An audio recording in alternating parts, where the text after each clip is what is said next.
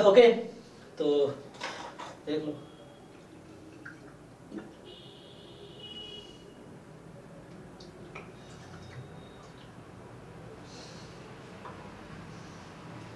तो जिनके जो भी डाउट्स हैं चैट में लिखो, मैं एक जगह सॉल्व कर देता हूँ। बाकी सबने ट्राई तो कर ही लिया होगा, अगर कुछ बचा है तो बताओ।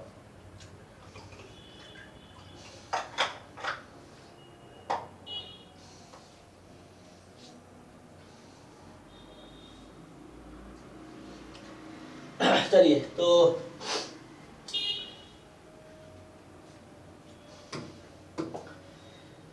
अभी स्टार्ट करते हैं ना। जैसे जो क्वेश्चंस, जिनके जो भी डाउट्स है ना चैट में लिखो। तो क्वेश्चन नंबर 20, 13, 18, 39, ओके 31। तो पहले 18 करते हैं।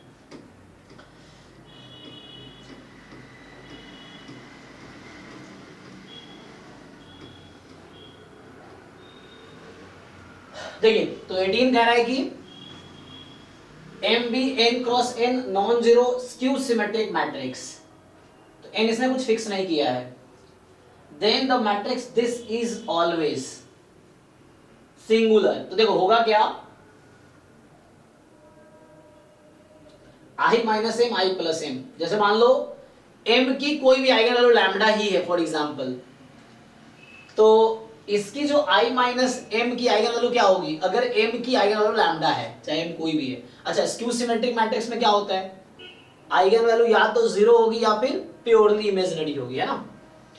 ओके तो i माइनस लैम्डा और ये इसका होगा i प्लस लैम्डा का इनवर्स, तो अपॉन तो वन, मतलब one minus lambda upon one plus lambda, ये आइगन वैल्यू आएगी इस वाले मैट्रिक्स का, one minus lambda upon one plus lambda. Matrix का डिवीजन नहीं होता लेकिन नंबर्स का डिवीजन होता है ना, तो आइगन वैल्यू का नंबर आ जाएगी। तो ओके, तो वो कभी भी जीरो तो नहीं देगा। अच्छा, जीरो कब देगा, जब उसकी आइगन वैल्यू वन हो जाएगी, है ना। तो वन तो होगी नहीं कभी, तो वन तो कभी होना नहीं है, क्योंकि या तो जीरो है या प्योरली इमेजिनरी है। तो जो m की आइगन वैल्यू होगी, एक्चुअली m तो स्क्यू सिमेट्रिक मैट्रिक्स है, तो स्क्यू सिमेट्रिक मैट्रिक्स की आइगन वैल्यू या तो जीरो होगी या प्योरली इमेजिनरी होगी, तो वन तो कभी हो ही नहीं सकती।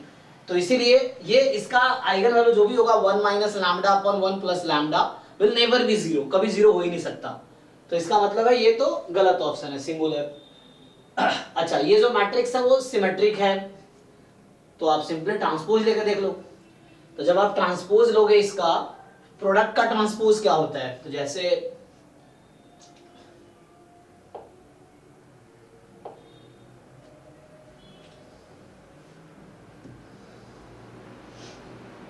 है ना, तो देखो जैसे अगर मैं इसको सॉल्व करूं, यहां पे i माइनस एम इंटू, सबसे आसान तरीका होता है कि एक पर्टिकुलर एग्जांपल लो। अभी जो मैं कर रहा हूं जनरल कर रहा हूं, लेकिन जैसे एग्जाम में छोटा सा एग्जांपल ले लो आप। एग्जांपल के लिए 2 क्रॉस 2 का एक मैट्रिक्स ले लो स्क्यू सिमेट्रिक, और उससे आप इजीली डिस्कार्ड कर सकते हो ऑप्शन को, मतलब जो गलत होगा पक्का आउट हो जाएगा, ये चीज है। तो वैसे भी कर सकते हो, जनरल करना, ये जनरल में कर रहा हूं कि i प्लस एम इनवर्स, ये यहाँ पे। अब इस पूरे का अगर मैं ट्रांसपोज ले लेता हूं तो क्या होगा, प्रोडक्ट में क्या होता है, इसका ट्रांसपोज ए बी का transpose, B transpose A transpose, तो इस पे ट्रांसपोज आ जाएगा, ये पहले आ जाएगा। तो i प्लस एम और ट्रांसपोज लगा लो, इसमें सम में ट्रांसपोज क्या होता है इजीली, तो इस पे ट्रांसपोज आ जाएगा इनवर्स एज इट इज, ठीक है। और यहाँ i माइनस एम ट्रांसपोज आ जाएगा। क्या किया, इस पे ट्रांसपोज पहले लगेगा, तो ये ट्रांसपोज यहाँ शिफ्ट हो गया, इनवर्स ऑफ ट्रांसपोज को हम लोग इंटरचेंज कर सकते हैं, कोई प्रॉब्लम नहीं है। तो यहाँ से मतलब एसोसिएटिव होता है, ये समझ लो। या क्या वो कॉम्पिटिटिव बोल दें, हाँ, मतलब वो ऑपरेशन वो हो जाएगा, ए ट्रांसपोज का इनवर्स या ए इनवर्स का ट्रांसपोज सेम रहता है। तो यहाँ से ये हो गया, और यहाँ से अब ये क्या आ जाएगा, तो आई एम ट्रांसपोज तो माइनस एम है, और i प्लस एम, तो क्या ये इक्वल आया, इसके जो पहले था उसका इक्वल आया क्या, इक्वल तो नहीं आया, है ना। तो सिमेट्रिक तो नहीं है, ये भी आउट हो गया, है ना। नहीं तो आप एग्जांपल लेके बना सकते हो, ऑर्थोगोनल आइडेम्पोटेंट। तो ऑर्थोगोनल के क्या करना पड़ेगा, मान लो इसका नाम फॉर एग्जांपल ए मैट्रिक्स है, तो मुझे अब चेक करना होगा a इंटू ए ट्रांसपोज, ठीक है ना। तो ए तो हमारे पास खुद यही है, ट्रांसपोज ये हम निकाल लिया ऑलरेडी। इन दोनों को मल्टीप्लाई करो, इसको और इसको मल्टीप्लाई करो, तो जब आप मल्टीप्लाई करोगे तो i प्लस एम का इनवर्स, यहाँ i माइनस एम का इनवर्स है, ओके, एंड यहाँ i प्लस एम, वहाँ i माइनस एम। तो क्या होगा, एसोसिएटिव प्रॉपर्टी क्या कहता है, तो ये ओके, क्या एंटिटी आएगी, आई थिंक यार कम्यूट करेगा ये, i plus M i minus M commute करेगा।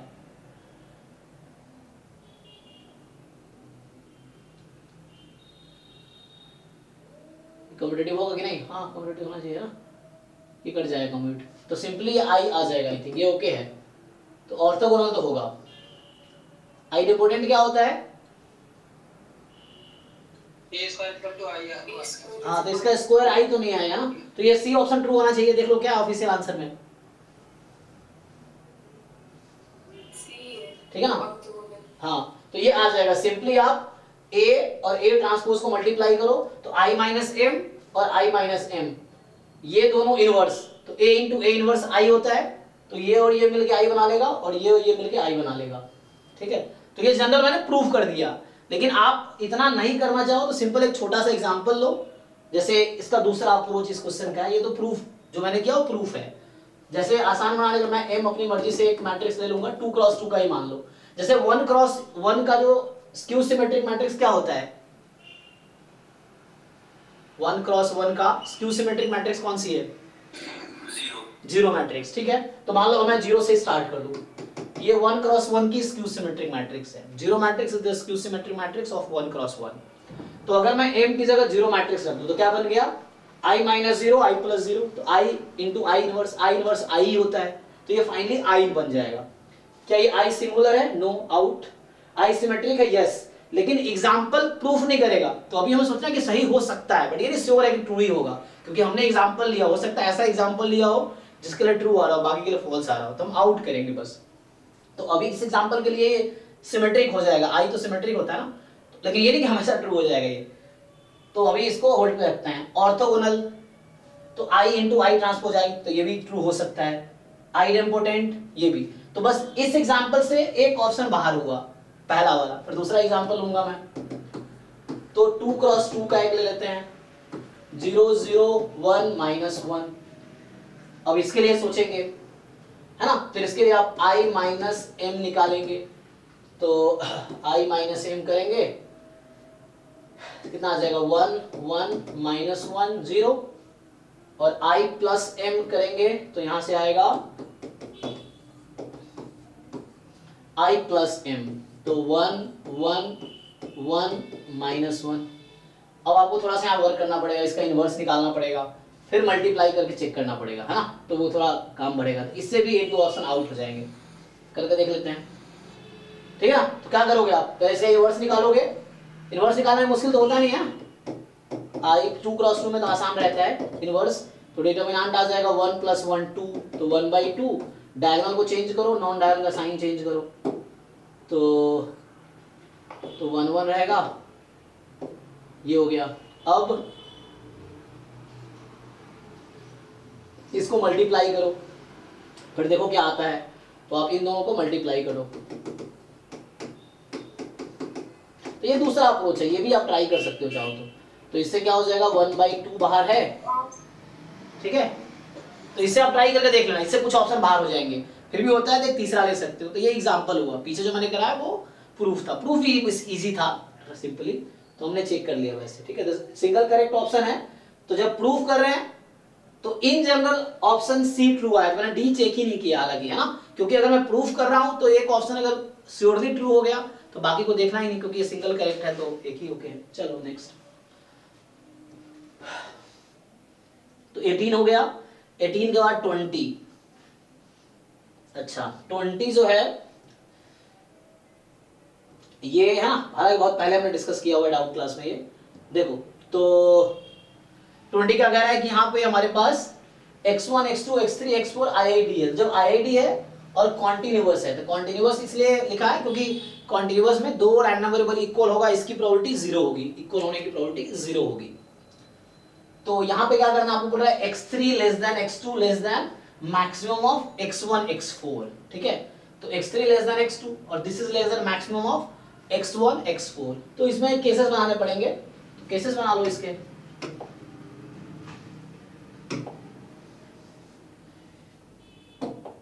है ना, तो इसमें केसेस बना लो।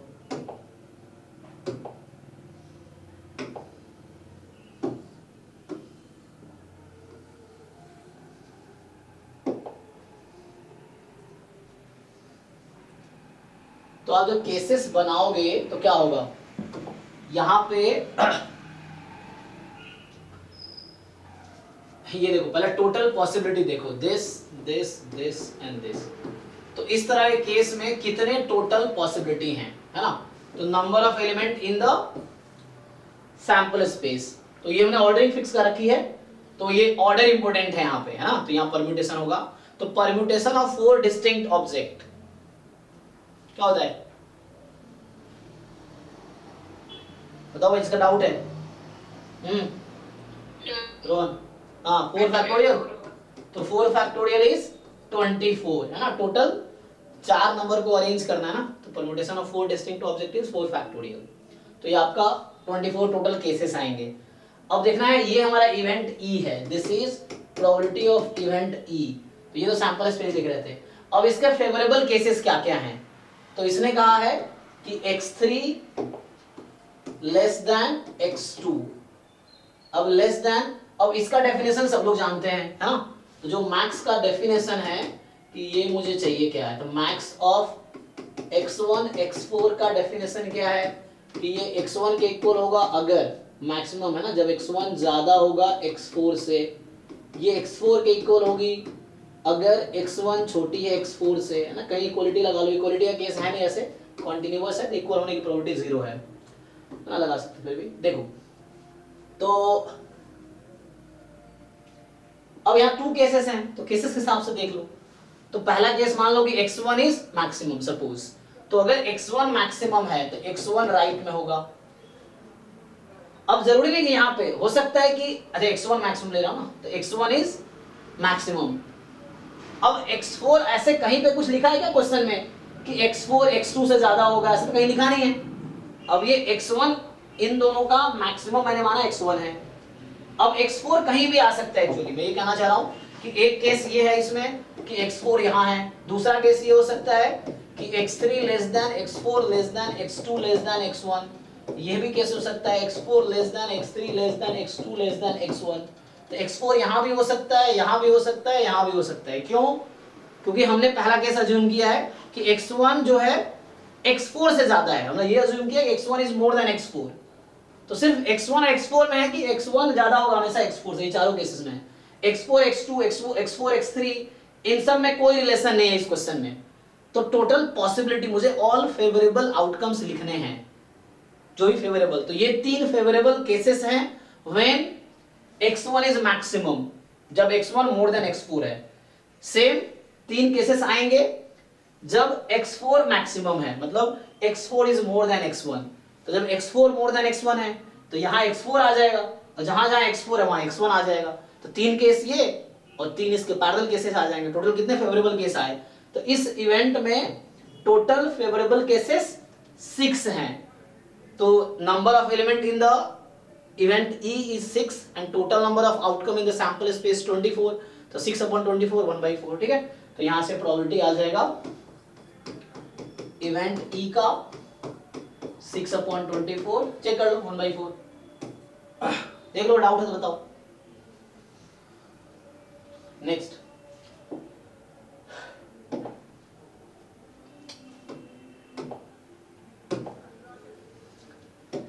नेक्स्ट क्वेश्चन है 20 हो गया, 18 20 या 30।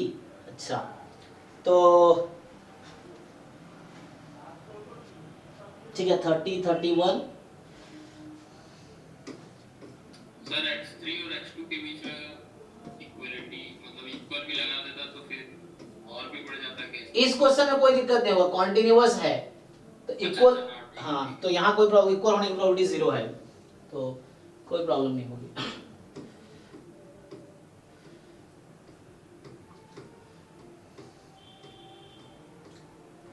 30। देखो 30 जो कह रहा है कि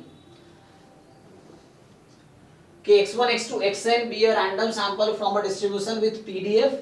आपको ये दे रखा है h0 है थीटा बराबर 1, h1 है theta more than 1। The uniformly most powerful test of size alpha would reject h0 if, है ना। तो यहाँ पे कुछ नहीं करना आपको ज्यादा, ऑप्शन से ही काम हो जाएगा, है ना। तो ऑप्शन से ही हमारा काम हो जाएगा, मतलब मुझे कुछ ज्यादा कैलकुलेशन करने की इसमें जरूरत है नहीं, कोई लाइक्लीहुड रेशियो टेस्ट और कोई नीमन पियर्सन लेमा लगाने की जरूरत नहीं है।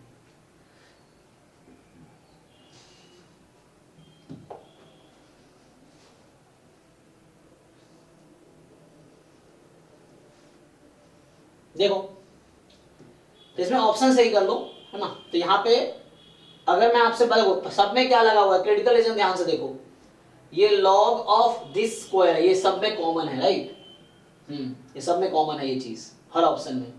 तो हमें सबसे पहले क्या करना है कि let's say y is equal to log minus log 1 minus x, मुझे इसका डिस्ट्रीब्यूशन चाहिए। आई थिंक मुझे लग रहा है -2 की जरूरत पड़ेगी, -2 लॉग 1 माइनस एक्स की जरूरत पड़ेगी। इसका डिस्ट्रीब्यूशन क्या है मुझे ये देखना है। देखो ये स्क्वायर है ना, तो लॉग में स्क्वायर है, ये बाहर आ जाएगा हर ऑप्शन में, तो भी स्क्वायर है बाहर आ जाएगा, तो बाहर आ जाएगा तो -2 लॉग 1 माइनस एक्स हो जाएगा, ठीक है। तो यहां से आ जाएगा -2 लॉग 1 माइनस एक्स।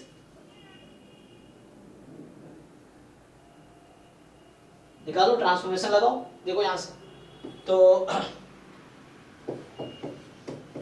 बताओ भाई इसका पीडीएफ क्या आएगा, बता पाओगे?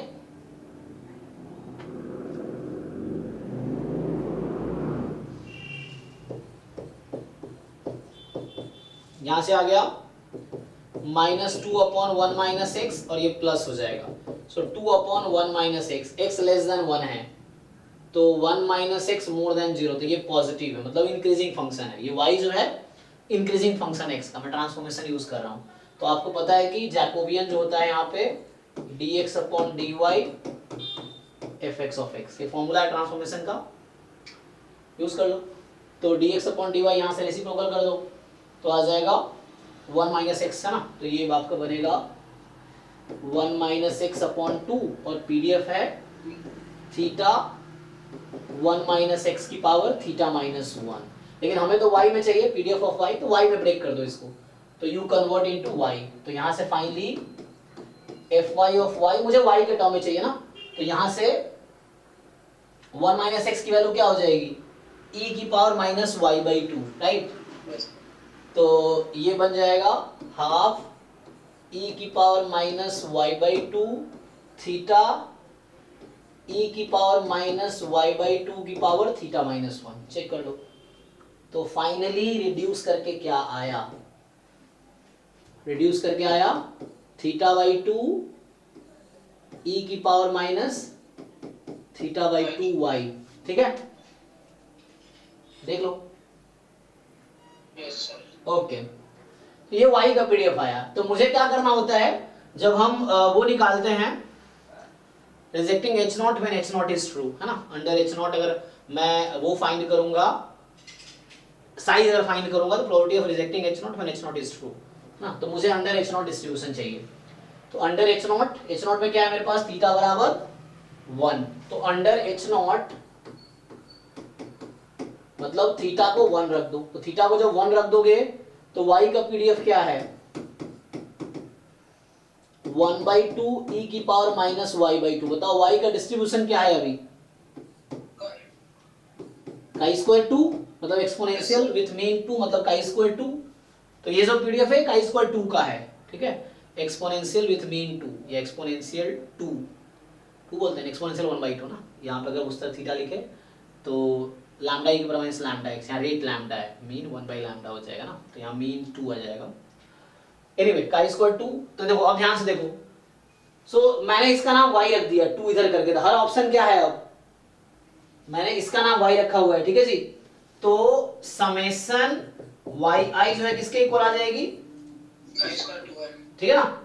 तो समेशन y ईच yi का डिस्ट्रीब्यूशन है काई स्क्वायर 2 वहां से, तो समेशन yi हो जाएगा काई स्क्वायर 2n। पहले देखो यहाँ काई स्क्वायर 2n है, यहाँ काई स्क्वायर 2n है, यहाँ काई स्क्वायर n है, काई स्क्वायर n है।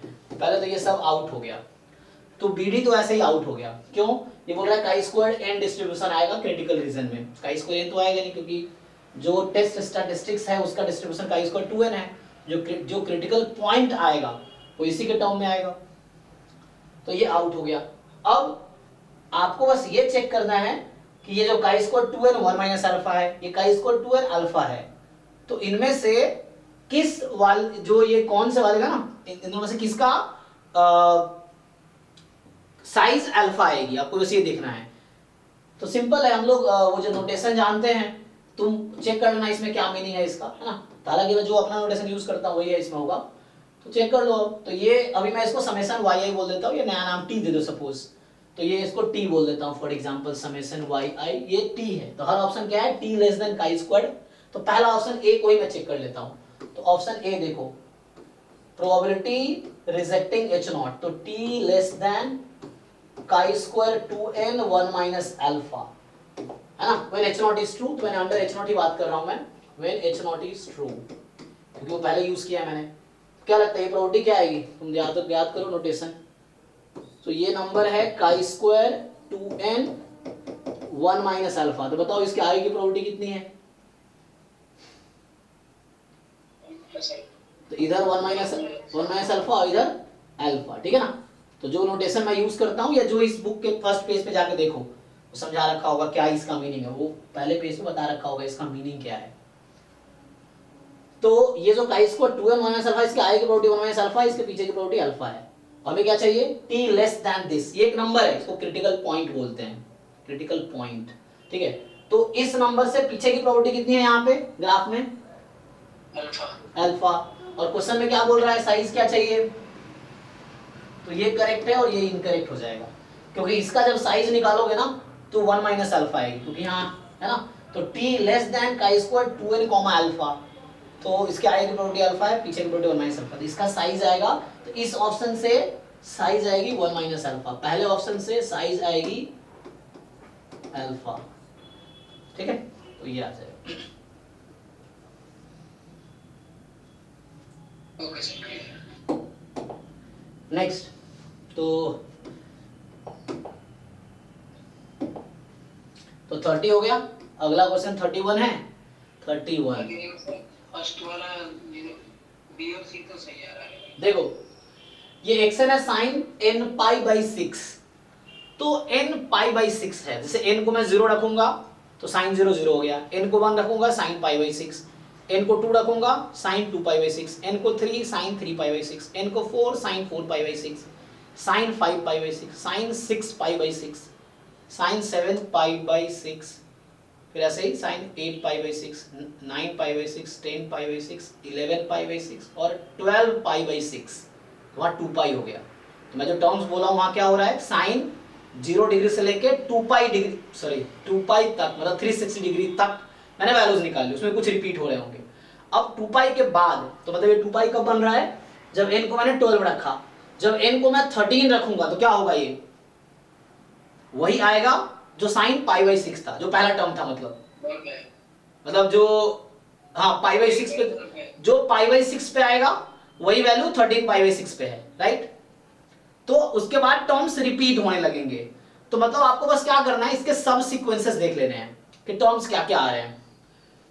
उसके बाद ना, तो मतलब ये इसके जो ये है ना, कहने वाला ये है कि इसके टर्म्स जो है ना कुछ टर्म बाद रिपीट हो रहा है, 0 से 2 पाई वही रिपीट होगा। तो बस देख लो कि n की वैल्यू 0 से लेके, n कहां से स्टार्ट किया, 1 से स्टार्ट किया सॉरी, तो 1 से लेके 12 तक क्या क्या टर्म्स आ रहे हैं वो लिख लो, उसके बाद वही रिपीट होता रहेगा, तो कुछ नया टर्म नहीं आएगा, जो भी सब सीक्वेंसेस बन रहे होंगे। तो इसके पास टोटल अगर डिफरेंट टर्म्स आते तो 12 सब सीक्वेंसेस बनेंगे जो कन्वर्जेंट होंगे।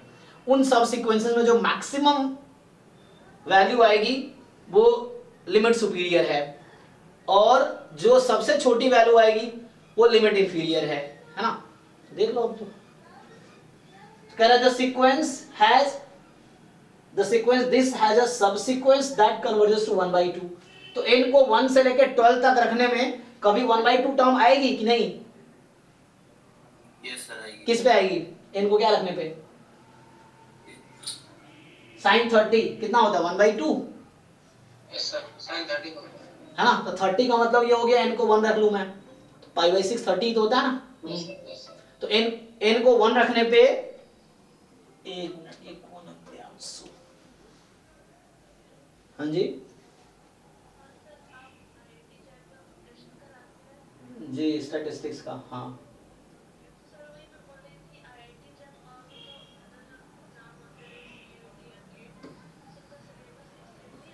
जी जी ऑलमोस्ट सेम ही है। हाँ CUET का लगभग सेम ही है, 99% 90% अराउंड सेम ही है, 95%। हाँ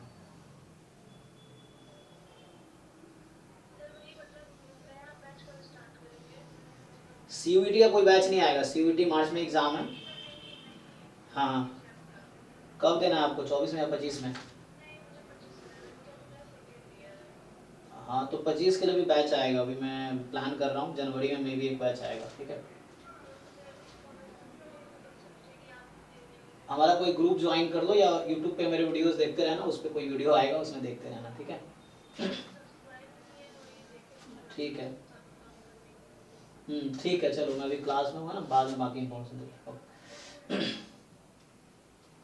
सो ओके, तो यहाँ पे क्या बोल रहा है, ठीक है ना। तो पहला ऑप्शन करेक्ट है, क्यों? क्योंकि एक सबसीक्वेंस, इसमें टोटल 12 सबसीक्वेंस है अगर डिफरेंट वैल्यू आ रही है तो, लेकिन कुछ मैच कर रहा हो, क्योंकि फर्स्ट और सेकंड पॉइंट में सेम आंसर होता है साइन का, मतलब आई मीन पॉजिटिव होता है दोनों, है ना। तो हो गया। लिम्सो क्या है देख लो, मैक्सिमम वैल्यू क्या दे रही है, 1 दे रही है ये। हाँ कब, जब मैं 3 रख रहा हूँ n को, है ना। हाँ ठीक है, ये ओके है, ये तीनों ट्रू है, मतलब the sequence xn has a subsequence that converges to 1/√2। अब ये जो n की वैल्यू 1 से लेकर 12 तक रख रहे हो डिफरेंट वैल्यूज, क्या कभी कोई टर्म ऐसा आएगा जो 1/√2 आ रहा होगा? नहीं आ रहा, तो ऐसा कोई सबसीक्वेंस है ही नहीं, है ना। क्योंकि टर्म्स वही होंगे ना, जो 1 रखा क्या आंसर आया, 2 क्या रखा, तो उनमें 1 रखो 2 रखो 3 रखो n को 12 तक, तो ये कोई टर्म ही नहीं है। तो ये जब कोई टर्म ही नहीं है तो सबसीक्वेंस बनना ही नहीं है इसका फिर तो ये गलत ऑप्शन। सबसीक्वेंस में एक टर्म भी हो सकता है ना। हाँ ले सकते हो वैसे, लेकिन एक टर्म सबसीक्वेंस का मतलब ये होता है कि क्या डेफिनेशन लिया था, कोई इंडेक्स, एक टर्म वाला सबसीक्वेंस नहीं होगा। सबसीक्वेंस खुद एक सीक्वेंस होने चाहिए, जैसे अभी हमने वर्ड पढ़ा था ना सब स्पेस, तो यहां वैसे है सब सीक्वेंस, तो एक ऐसा सबसेट जो खुद सीक्वेंस हो। तो सीक्वेंस, हमने जो सीक्वेंस पढ़ा उसका डेफिनेशन क्या है कि हम लोग जो सीक्वेंस पढ़ते हैं वो इनफाइनाइट सीक्वेंस पढ़ते हैं, वो बचपन में होता था 1 से 10 भी एक सीक्वेंस है, लेकिन यहाँ पे हम लोग 1 to 10 को सीक्वेंस नहीं बोलेंगे। जो हम लोग कॉन्सेप्ट हमने डिफाइन कैसे किया है कि कोई सीक्वेंस या सीरीज होने का मतलब उसमें इनफाइनाइट टर्म्स होंगे, जो हम लोग पढ़ रहे हैं, जो हमारा है ना इस लेवल का जो डेफिनेशन है। तो sequence is a function from natural number two real number. तो सिर्फ एक टर्म होगा तो वो सब सीक्वेंस नहीं होगा, क्योंकि सब सीक्वेंस में भी इनफाइनाइट टर्म होंगे, ठीक है। इस तरह से सबसीक्वेंस भी खुद एक सीक्वेंस है, तो यहाँ जो भी सीक्वेंस है, जो भी सीरीज है, उसमें इनफाइनाइट टर्म्स होंगी एज पर डेफिनेशन, ठीक है। तो ये गलत ऑप्शन है, ओके। अगर मतलब कोई एक टर्म आता इसमें अगर, तो वो ऑब्वियसली रिपीट होने हैं, है ना। जैसे n बराबर 1 पे, n बराबर 13 पे, फिर n बराबर 27 पे, है ना। 13n+1 टर्म्स जो आएंगी, 13n+1, तो उस पे वैल्यूज रिपीट करेंगी, तो वैसे इनफाइनाइट नंबर्स मिलेंगे मुझे उस तरह से। फिर 2 पे, 14 पे, 28 पे, इस तरह से वैल्यूज रिपीट करेंगी, ओके। तो इसमें कुछ है नहीं, बस आपको है ना देखना है टर्म्स क्या क्या आ रहे हैं। सो डाउट है तो बताओ। 33 का C, तो अभी इसके बाद 33 का C, ये कह रहा है कि 1 + 2x का रूट अपॉन 2x, पूछ क्या रहा है ये, the arc length of the parabola y² बराबर 2x intercepted between the point of intersection of this and this. तो पहले इसको सॉल्व कर दो। तो y² 2x है, यहाँ y 2x है, तो आपका आ जाएगा y बराबर y², तो y बराबर 0 1, तो 0 1 है ना। तो x की वैल्यू 0 से 1/2 होगी। तो मतलब क्या आप पूछना चाह रहे हो कि ये कैसे आएगा आंसर? स्क्वायर आ रहा है, इसमें रूट है, कोई तो नहीं है आंसर बचा। अच्छा एक मिनट, तो ये फॉर्मूला क्या होता है इसका आर्क लेंथ का?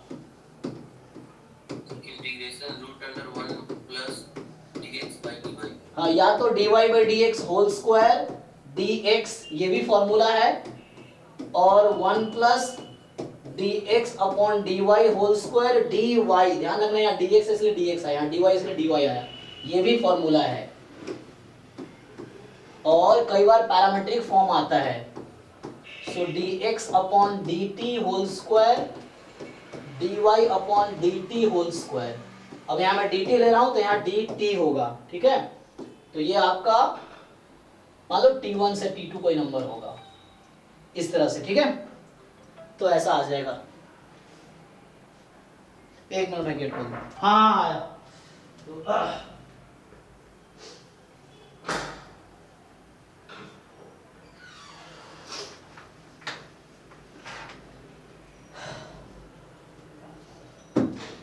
ठीक है, तो क्या दिक्कत देख लो।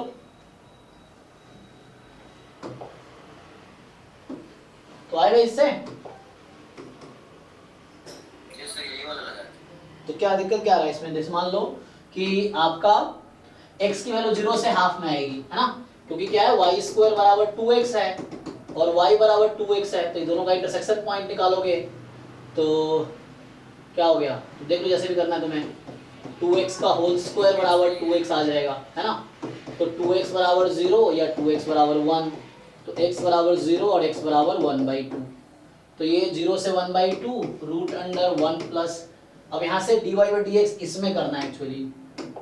किसका dy बाई dx, ये फंक्शन है तुम्हारा arc length of the parabola y square बराबर 2x intercepted between the point of intersection of the curve. तुम ग्राफ बना के देख सकते हो, ग्राफ नहीं बनाया से ग्राफ बना सकते हैं हम लोग। तो स्ट्रेट लाइन दिस, तो y स्क्वायर बराबर 2x में dy बाई dx क्या आएगा, y बराबर 2 रूट x है ना, y बराबर क्या आएगा रूट 2x। तो यहाँ से जो आपके पास y है वो रूट अंडर 2x है, तो dy बाई dx क्या आ जाएगा, रूट 2 बाहर करो और रूट x का डेरिवेटिव 1/2 रूट x, मतलब रूट 2 अलग कर दिया, रूट x अलग है, रूट x का डेरिवेटिव 1/2 रूट x। तो यहाँ से क्या हो गया, तुम चाहो तो कैंसिल कर सकते हो, तो 1/रूट अंडर 2x ही होगा, ओके है dy बाई dx। तो यहाँ स्क्वायर कर दो, तो 1/2x dx इक्वल टू 0 से हाफ, एलसीएम ले लो इसका, तो यहाँ रूट 2x और यहाँ 1 प्लस 2x। देखो क्या दिक्कत है, सेम ही तो है, दोनों है सेम, चेक करो। एलसीएम ले लो आप, तो ये बनेगा, फिर अलग अलग कर दिया रूट मैंने, यही तो ऑप्शन है शायद, देखो ये तो लिखा है इन्होंने 1 प्लस 2x बाई 2x 0 साफ, सी ऑप्शन। चलिए नेक्स्ट, तो 33 वाले में सर वो सैडल पॉइंट नहीं यार 0 रखने पर सर वो टेस्ट फेल सा बता रहा था उसमें। हाँ तो फिर आपको चेक करना पड़ेगा। तो एफ आर स्क्वायर से आर में एक फंक्शन है, तो एफ एक्स वाई क्या है आपका, जो एफ एक्स वाई है वो X square into 2 minus Y plus Y Q plus this, okay. तो which of the following is a saddle point is are, तो इसके लिए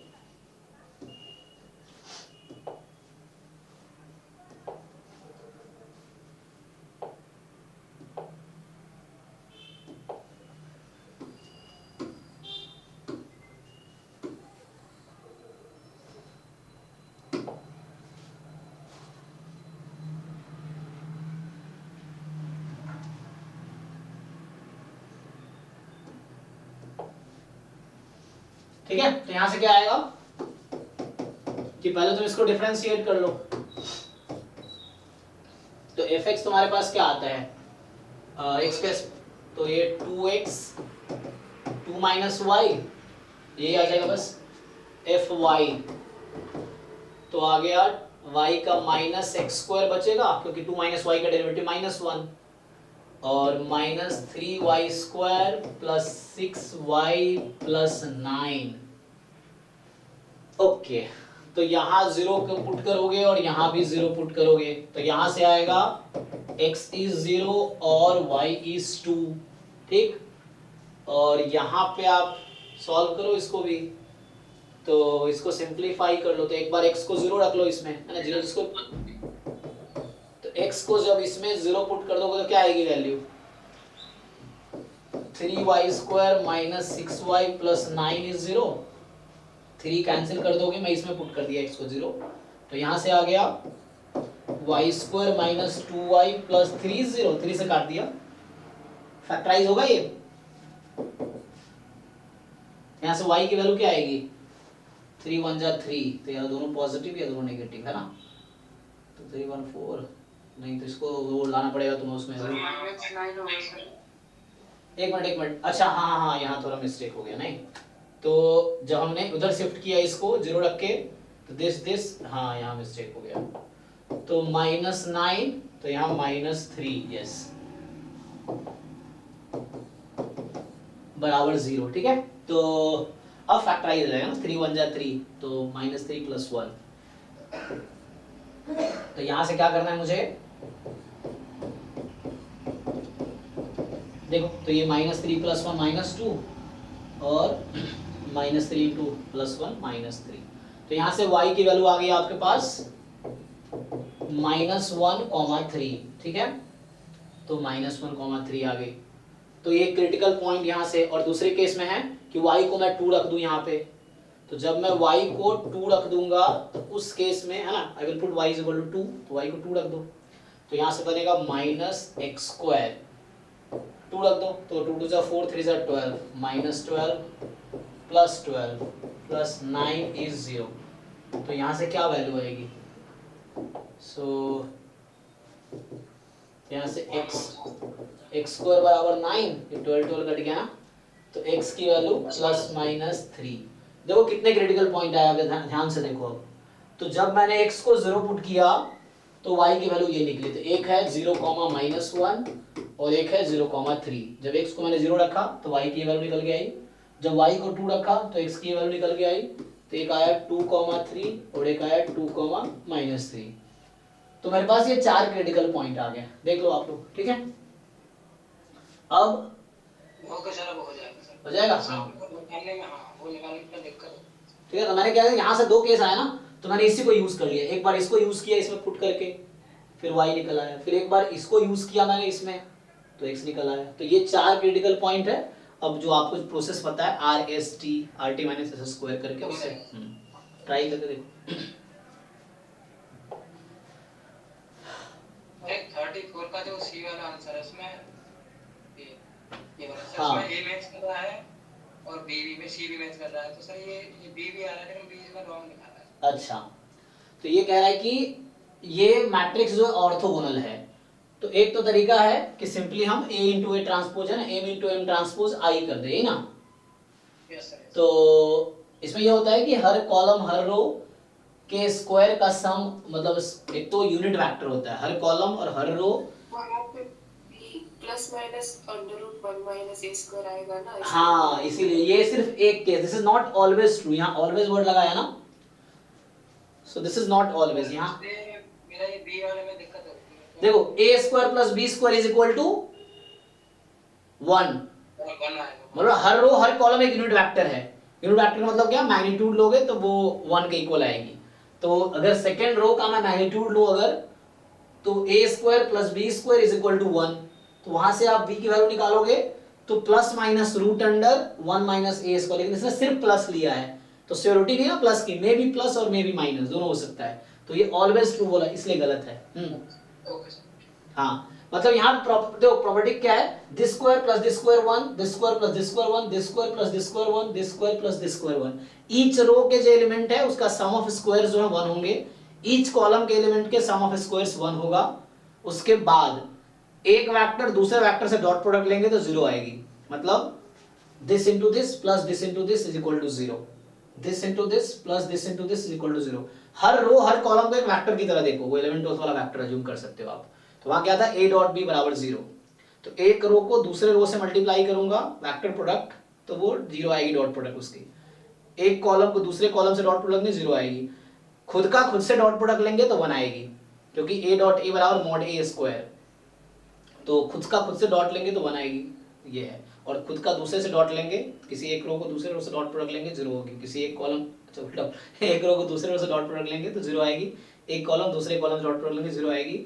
और खुद का dot product first v1 dot v1 1, v2 dot v2 1 इस तरह से। Okay 42 sir. तो इसके बाद 42 सीधा 42। ओके सर 39 39, हाँ 39 जो है ये कह रहा है कि x1 x2 xn जो है पॉइसन लैम्डा है, ठीक। तो पॉइसन की एक खास प्रॉपर्टी ये है कि इसका मीन और वेरिएंस इक्वल ही रहता है ना, mean and variance both are equal to lambda. तो x बार का जो मीन होगा, ओके, तो यहाँ कहना ही जा रहा है कि इसमें एक एक ऑप्शन चेक कर लेते हैं।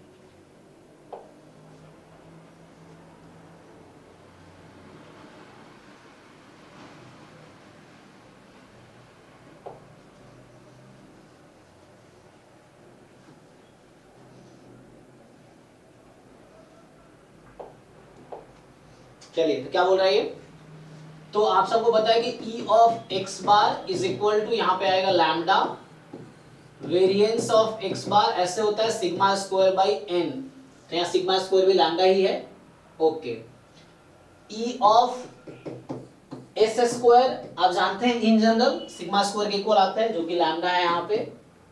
वेरिएंस ऑफ s स्क्वायर ऐसे आप फॉर्मूला जानते हैं 2 सिग्मा की पावर 4 अपॉन n माइनस 1, तो ये हो जाएगा 2 सिग्मा की पावर 4, तो सिग्मा की पावर 4 का मतलब सिग्मा स्क्वायर का स्क्वायर अपॉन n माइनस 1, ठीक है। तो अब क्या बोल रहा है आपसे, ये चेक कर लीजिए, तो ऑप्शंस क्या क्या है। मतलब ये जो है वेरिएंस ऑफ s स्क्वायर का फॉर्मूला ये है कि सिर्फ नॉर्मल, मुझे लगा था सिर्फ नॉर्मल के लिए यही डाउट। नहीं वो, अच्छा एक मिनट, रुको रुको रुको, वो तो नॉर्मल के लिए ही था हालांकि, रुको मैं, हालांकि वो थ्योरम तो नॉर्मल के लिए ही है, लेकिन यहाँ पे मुझे चेक करना पड़ेगा, एक minute. Variance of S square ऐसे अगर हम फाइंड करें, हाँ अल्दा वो तो नॉर्मल के लिए ही होता है ऐसे तो यहाँ मुझे अगर इसके लिए फाइंड करना है तो क्या डिफरेंस आएगी, ओके। तो हम लोग जो फॉर्मूला वो प्रूव कर रहे थे, तो हमने क्या अज्यूम किया था उसमें, हमने हालांकि नॉर्मल के लिए ही वहां पे देखे थे ना, ई ऑफ, यस सर, हाँ क्लास में। तो यहाँ वेरिएंस ऑफ एस स्क्वायर, अगर देखो इसको इससे मत करो, ये है ना, आप सही कह रहे हो, तो इसको पाई स्क्वायर में करके कर सकते हैं सिस्टम। नहीं नहीं वो यूएम वी उससे हो जाएगा। ये बताओ, तो इसको ऐसे कर सकते हैं, वेरिएंस ऑफ x बार रेमनॉट और बाउंड रिटेन करेगा, उसकी वेरिएंस किसी भी एनालिसिस में से मीन वैल्यू। हाँ तो x बार जो है यूएम भी यूई है ना, इस लाइन का मतलब यही हो गया।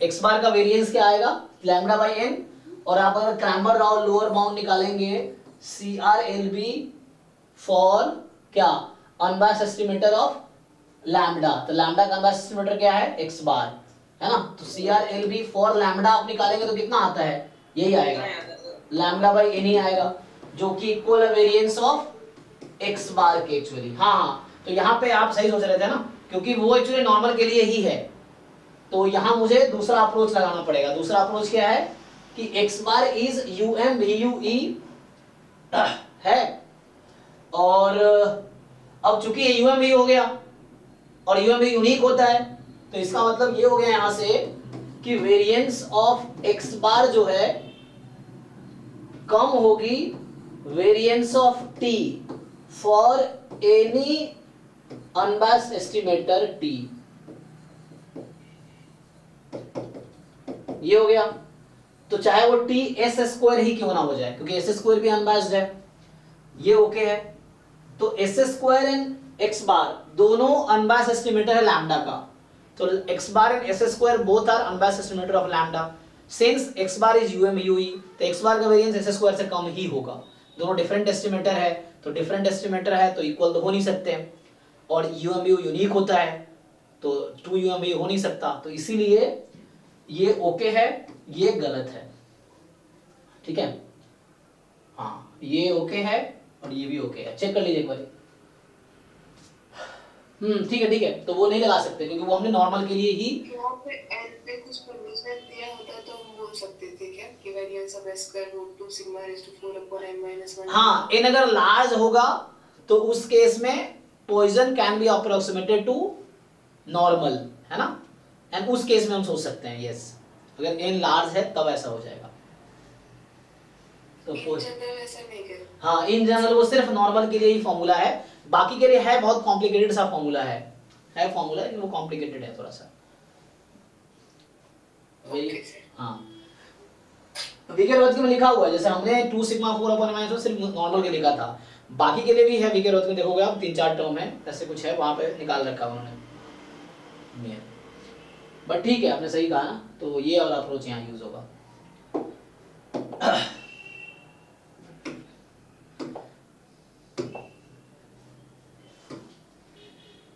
ओके, तो नेक्स्ट जो है 42 सर। 42, तो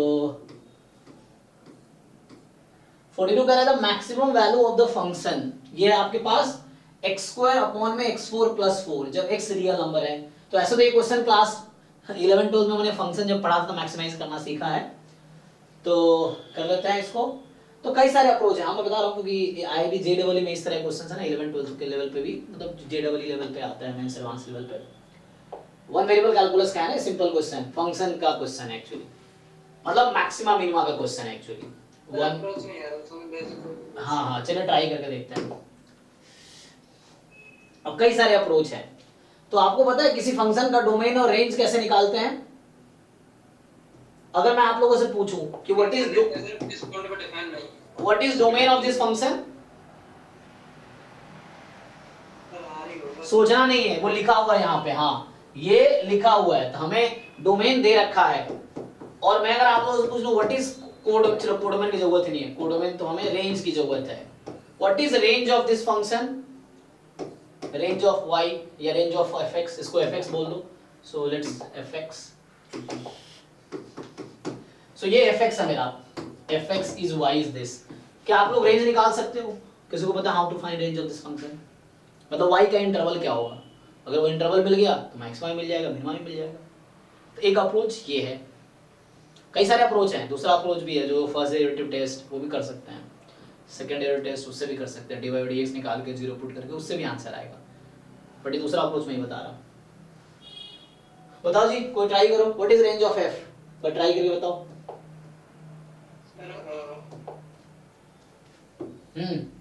जीरो होगी, जीरो से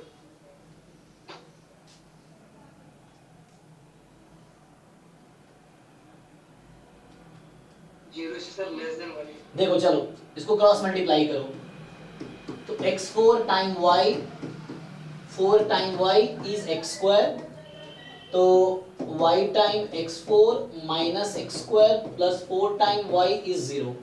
तो यहाँ से अगर मैं आपसे पूछूं what is x², so this is quadratic in x², assume x² is equal to z, मान लो x² is z, तो क्या बनेगा ये y into z² minus z plus 4y, so this is quadratic in x², quadratic in x², x² को नया नाम दे दो, t दे दो नाम x² को, तो ये बन गया yt² minus t plus 4y is 0, तो at² plus bt plus c बराबर 0, तो t बराबर क्या आता है फॉर्मूला, माइनस b, तो ये 1 हो जाएगा, plus minus root under D discriminant, तो b² minus 4ac, b² 1 minus 4ac 4y² है ना, at² plus bt plus c, तो a की जगह y है, b की जगह -1, c की जगह 4y, तो b² minus 4ac, b² minus 4ac ac upon 2a। अब देखो x² क्या होता है, positive, more than equal to 0 ना, और ये रियल नंबर होगा, x अगर रियल नंबर है तो x² भी रियल नंबर है। तो पहली चीज यहां से ये हो गई कि इस क्वांटिटी को क्या होना पड़ेगा, x² रियल नंबर कब आएगी, जब ये पॉजिटिव होगा, अगर ये नेगेटिव आ गई तो आयोटा में आ जाएगी ये, तो क्वेश्चन ने कहा x रियल है, तो x हर रियल होना चाहिए, तो रियल होने के लिए क्या होना चाहिए कि 1 माइनस 4y² को ये होना पड़ेगा, so 4y² is less than equal to 1, तो यहां से y² is less than equal to 1/4, taking root both side, mod y is less than equal to 1/2 और यहां से क्या आ गया y इज बिटवीन क्या आया मैक्सिमम वैल्यू, क्या आंसर दे रखा है?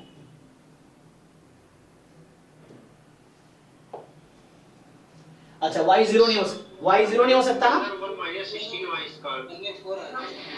एक मिनट रुक जाओ, यहाँ पे y 0 नहीं हो सकता ना, एक मिनट, यहाँ पे y 0 नहीं हो सकता। अच्छा हाँ वहां मिस्टेक कर, हाँ यहाँ मिस्टेक हो गया ना, तो b स्क्वायर माइनस 4ac, तो 4ac, तो ये तो 16y स्क्वायर होता। ओके ओके, हाँ मतलब यहाँ मैंने मिस्टेक किया है, मतलब डिस्क्रिमिनेंट निकाला ना, b स्क्वायर माइनस 4ac, तो b square minus 4ac, yes, तो यहाँ 16y स्क्वायर, तो यहाँ 16, तो यहाँ 4, तो यहाँ 16 है, यहाँ 4 है, यहाँ 4 है, क्या आया मैक्सिमम, क्या आंसर है? यही है सर, यही है 1/4 है ना, तो रेंज जो मैं पूछ रहा था आपसे वो ये आया, लेकिन एक्सेप्ट 0 ना, नहीं ना, वो 0 से कम भी नहीं होना चाहिए ना। एक मिनट, नहीं y, अच्छा y तो एक मिनट, सॉरी, हाँ मतलब ये भी सोचना पड़ेगा मुझे तो ये भी सोचना पड़ेगा कि पॉजिटिव कब होगा, क्योंकि ये तो नेगेटिव हो नहीं सकता है ना, ये वैल्यू नेगेटिव तो होगी नहीं, तो मुझे थोड़ा यहाँ भी सोचना पड़ेगा। तो y ये तो श्योर है कि मोर देन 0 है, y इक्वल टू 0 हो सकता है, और 0 यहाँ हो नहीं सकता है ना, लेकिन यहाँ पे कह रहा है 0 नहीं होगा कभी, एक मिनट, 0 क्यों नहीं होगा यहाँ पे, 2a, अच्छा इसके लिए नहीं होगा क्योंकि ये है ना, यहाँ पे 0 नहीं होगा इस केस में, क्योंकि x डिनोमिनेटर में y आ गया ना, सर y 0 तो हो सकता है। हाँ वैसे वहां पे हो सकता है, लेकिन यहाँ पे डिनोमिनेटर में आया ना ये, तो इस केस में अगर y 0 हो गया तो x डायरेक्टली 0 आ जाएगी, तो कोई दिक्कत नहीं है ना, अगर y 0 हो गया तो x 0 है, मतलब कोई दिक्कत नहीं है, y जब 0 है मतलब x जब 0 है तो y 0 है, लेकिन पॉजिटिव सॉल्यूशन कब होगा, क्योंकि यहाँ y 0 करोगे तो ये न्यूमरेटर 0 हो जाएगा, तो यहाँ पे नहीं आ रहा 0, तो एक मिनट पहले मैं यहाँ पे क्या करूँ, ये डिनोमिनेटर में y था ना, एक बार चेक कर लो, 2a होता है ना, तो ये ओके है। अब यहाँ से अगर तुम सिंप्लीफाई करोगे क्या मिलेगा,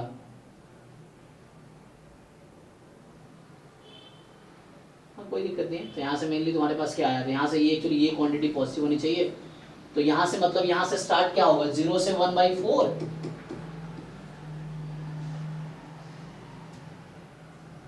जो रेंज मैं पूछ रहा था ना, तो रेंज चलो मिनिमम 0 होगा, 0 से कम तो हो नहीं सकता, और क्योंकि ये पावर सारे पॉजिटिव हैं, और ऐसे यहाँ पे इसके लिए ये है, लेकिन एक और रेस्ट्रिक्शन जो मैंने सॉल्व नहीं किए हैं ना, अभी जो मैं सिर्फ रेस्ट्रिक्शन क्या लिया हूँ इसका, अभी ये सॉल्व करना बाकी है, इसके हिसाब से सोचूं आगे अगर प्रोसीड करूं तो क्या मिलेगा मुझे, ये मोर देन इक्वल टू 0 होना चाहिए, तो 1 plus minus root under 1 minus 16y square is more than equal to, अच्छा यहाँ से तो ये खत्म हो जाएगा है ना, y अगर पॉजिटिव यहाँ से y दिख रहा है पॉजिटिव होगा तो उसको हटा दो, y पॉजिटिव अज्यूम करके ना हटा देते हैं, क्योंकि यहाँ से दिख रहा है ना y पॉजिटिव है, तो y तो पॉजिटिव है, तो क्रॉस मल्टीप्लाई कर दो, ऐसे 0 हो सकता है एक केस में, तो 0 कभी हो सकता है जब x y 0 होगा, मतलब when x is 0 y is 0, if x is non zero y is non zero, ठीक, तो नॉन जीरो x के लिए बात करते हैं, तो जब नॉन जीरो है तो ये 0 हो जाएगी, तो यहाँ से क्या आ जाएगी, तो यहाँ से आपके पास आ जैसे यही केस आ जाएगा, देख लो बड़ी, तो क्या होगा,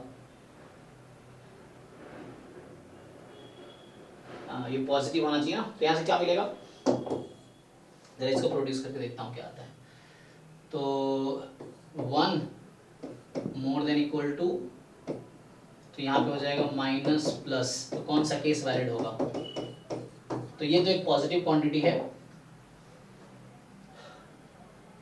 तो स्क्वायरिंग कर दो, तो स्क्वायरिंग कर देंगे तो क्या होगी, लेकिन स्क्वायरिंग में दिक्कत है, तो सेकेंड अप्रोच क्या कर सकते हैं, एक तो पहली बात ये हो गया तुम्हारा रियल सॉल्यूशन होने के लिए ये है, पॉजिटिव के लिए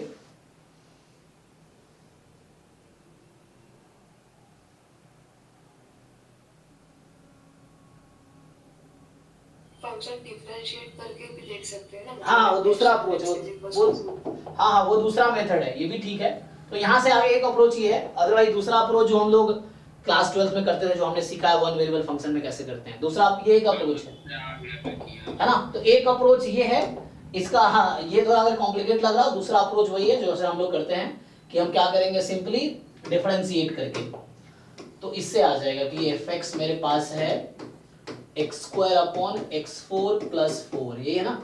तो उससे भी आ जाएगा f डैश x आप निकाल लो कोसेंट रूल से, तो x4 प्लस 4 का यहाँ तो होल स्क्वायर पहले रहेगा, और फिर u का derivative 2x denominator as it is, फिर माइनस, तो इससे भी आ जाएगा, तो इससे भी जाएगा। तो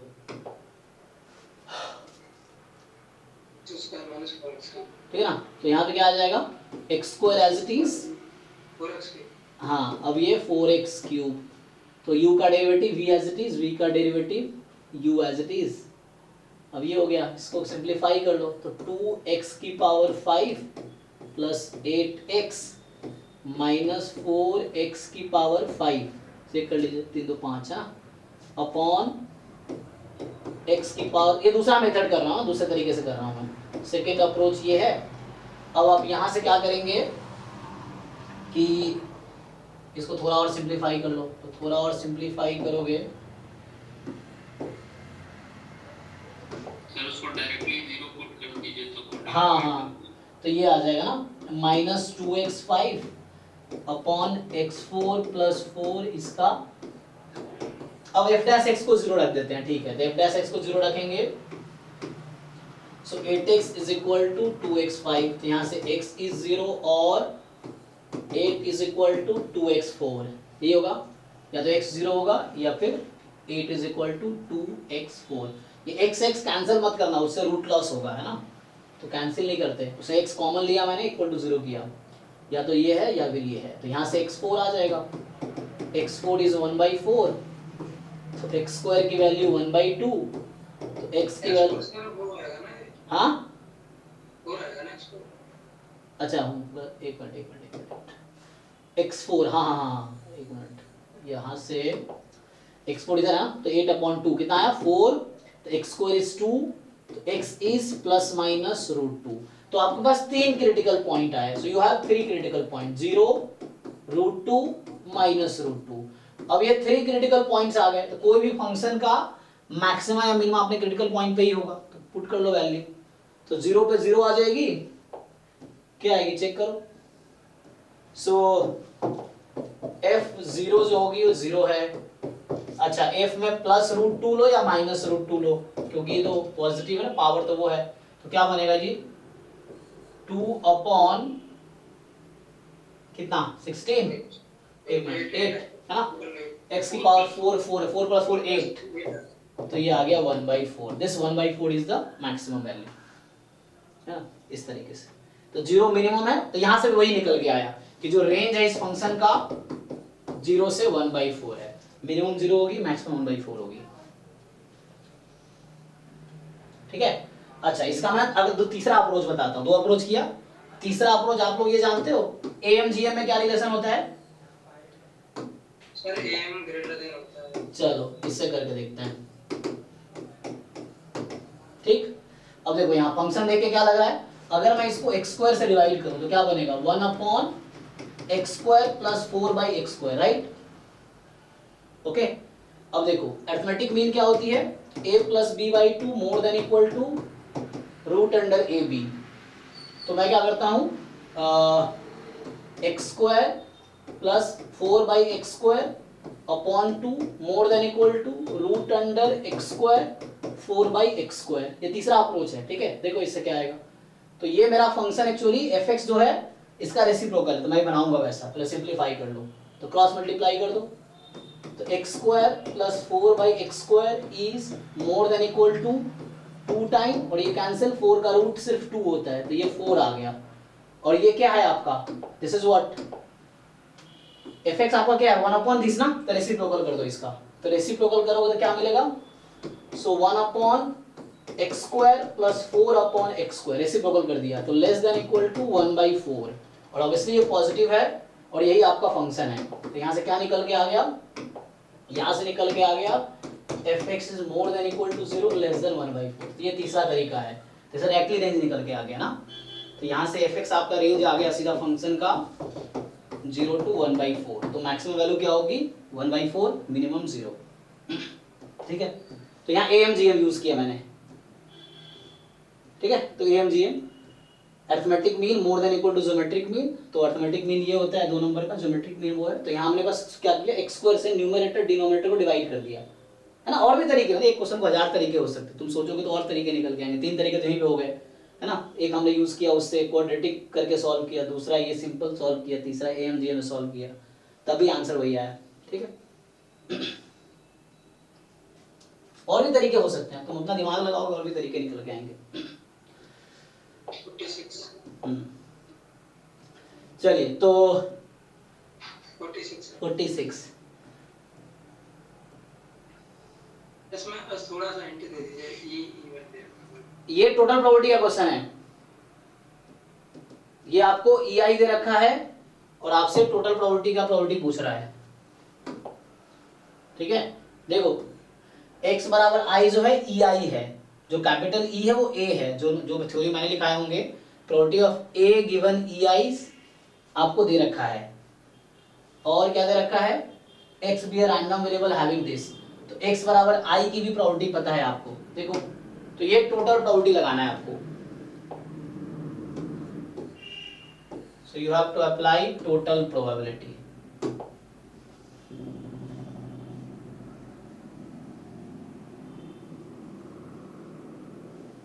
ठीक है, देखिए, तो यहां से मैं पूछूं what is the probability of x is equal to I, क्या आएगा जी बताइए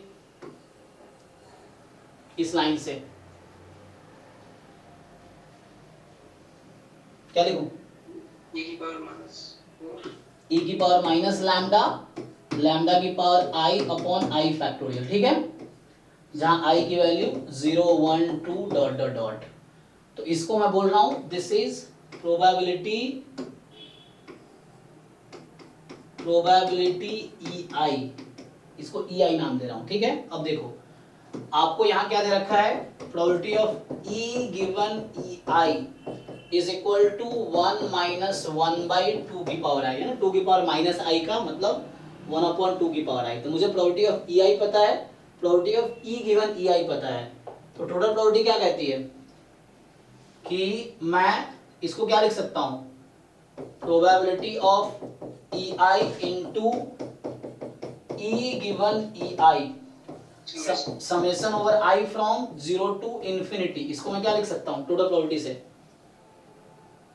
ये प्रोबेबिलिटी ऑफ e होगा। यस, प्रोबेबिलिटी ऑफ E आ गया, यही तो पूछा है आपसे। देखो वो हो जाएगा सर। मुझे ये पता है और ये पता है, E गिवन EI, इसका नाम EI रख दिया। तो ये हो गया, मल्टीप्लाई कर लो इजीली। अब बस समेशन तुम्हें निकालना है। तो I फ्रॉम 0 टू इन्फिनिटी, ये है EI की प्रोबेबिलिटी है E की पावर 4 की power I upon I factorial into E given EI की प्रोबेबिलिटी है 1 माइनस, तो इसको ब्रेक भी कर सकते हो। तो इसको 4 की पावर I को इनसाइड मल्टीप्लाई कर दो ज्योमेट्रिक सम से कुछ, या आई थिंक सम से कोई यूज हो जाएगा ना, एक्सपेंशन यूज हो जाएगा। ठीक है, करके देख लो, आगे हो जाएगा। इसको बाहर निकाल दो I वाले पे, और ये 4 की power I upon I factorial, E की पावर 4, अच्छा, और फिर वहां से आ जाएगा 2 की power I upon I factorial, E की पावर 2। ठीक है ना, तो क्या बन के आएगा, तो इजी है। तो E की पावर -4 बाहर कर लिया, तो समेशन में क्या बनेगा, इसको मल्टीप्लाई करोगे तो 4 की पावर I माइनस 2 की पावर I, ये बनेगा ना, और अपॉन में I फैक्टोरियल, अपॉन में I फैक्टोरियल, बीच में माइनस लगा लो। a की पावर 4 बन जाएगा, a की पावर 2। जी जी, तो ठीक है, 2 की power I upon I factorial, तो ये ऐसा हो गया आपका। तो E की पावर -4, और ये बन गया E की पावर 4 माइनस E की पावर 2, मल्टीप्लाई कर लो उसको, तो हो गया आंसर। तो यहाँ से अब तुम्हें राउंड ऑफ करना है इसको, ना, round off to 2 decimal places. तो आ गया, फाइनल आंसर आ गया 1 माइनस E की power -2, this is the final answer. ठीक है, चलो। Okay sir. हाँ, तो theorem of total probability, this is the theorem of total probability.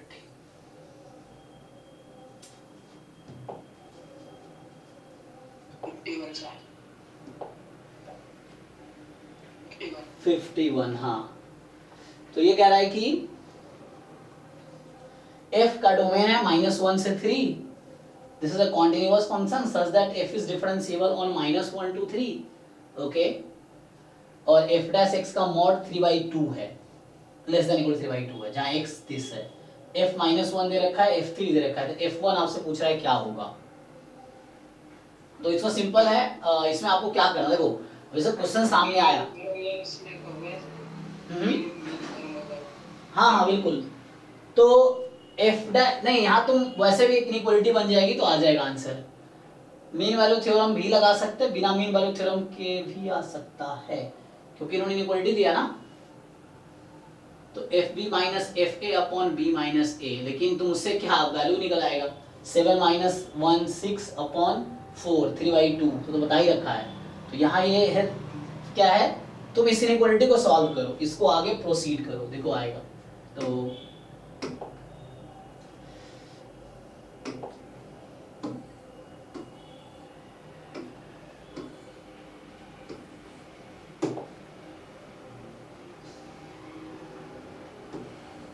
मुझसे क्या पूछा गया है, मुझसे पूछा गया f1 क्या होगा, है ना. तो ठीक है, एक काम कर सकते हो तुम, -1 से 1 और 1 से 3 में लगा सकते हो तुम. हाँ ये कर दो, इस पे लगा लो मीन वैल्यू थ्योरम, क्योंकि f1 चाहिए ना. तो -1 से 1 और 1 से 3 में लगा लो, इससे कुछ आ जाएगा. देखो क्योंकि ये हर उसके लिए वैलिड है ना. तो यहाँ पे क्या होगा, मैं इसको अगर ओपन करूंगा इस इंटरवल में, तो fb माइनस fa अपॉन इस इंटरवल में b minus a more than less than equal to है ना, इसका मॉड जो है f dash x less than equal to 3/2. तो एक यहाँ से इक्वेशन निकल के आएगी, ओपन करो इसको. और दूसरा तो यहाँ से आ गया f1, तो पता ही है आपको पहले से, f-1 पता है ना. f1 f-1 है 1, तो -1 इसका मॉड, और ये हो गया 2, उधर भेज दो, तो लेस देन इक्वल टू 3. इसको और ओपन करोगे तो यहाँ से एक इंटरवल निकल के आएगी. तो यहाँ से आया f1 -1 less than equal to 3 more than equal to -3. f1 की वैल्यू आ गई less than equal to 4 more than equal to -2. Check कर लो, 1 ऐड किया सब में, तो ये आया. तो अभी ये आया. अब सेम काम तुम क्या करो, इस इंटरवल पे करो. अब तो अभी मैंने ये -1 to 3 था, तो ब्रेक किया, -1 to 1 1 to 3. अब इस पे लगाओ mean value theorem, f3 minus f1 upon 3 minus 1. इसका मॉड क्वेश्चन में दे रखा है, ये जो f डैश x है, इसका मॉड दे रखा है 3/2 से कम है. तो f3 मुझे पता है 7, तो 7 माइनस f1 अपॉन 2, 2 को उधर भेज दो, तो ये 2 को उधर भेज दो, तो लेस देन इक्वल टू 3. तो 7 minus f1 more than equal to -3 less than equal to 3. अब ये माइनस f1 है, पहले 7 घटाओ, तो 7 इसको माइनस करोगे तो यहाँ से आएगा minus of f1 is less than equal to -4 more than equal to -10. तो f1 की वैल्यू आ गई more than equal to 4 less than equal to 10. तो एक ये इक्वेशन है कि इन दोनों का कॉमन सॉल्यूशन बताओ क्या आएगा. देखो ध्यान से, ठीक है ना. ये कह रहा है f1 4 से कम है, ये कह रहा है f1 4 से ज्यादा है, तो इंटरसेक्शन आएगा f1 4 है. तो यहाँ से इंटरसेक्शन आ गया f1 4 है एक्चुअली, तो इससे आ जाएगा. दूसरा अप्रोच था इसका, अगर मैं सॉल्व करता इसको, तो सेकेंड अप्रोच इसका होता कि, हाँ बोलो, इसको fx को उसमें इक्वलिटी का फिर इंटीग्रेशन करते हैं तो fx निकल आएगा. यस, उससे भी आ जाता.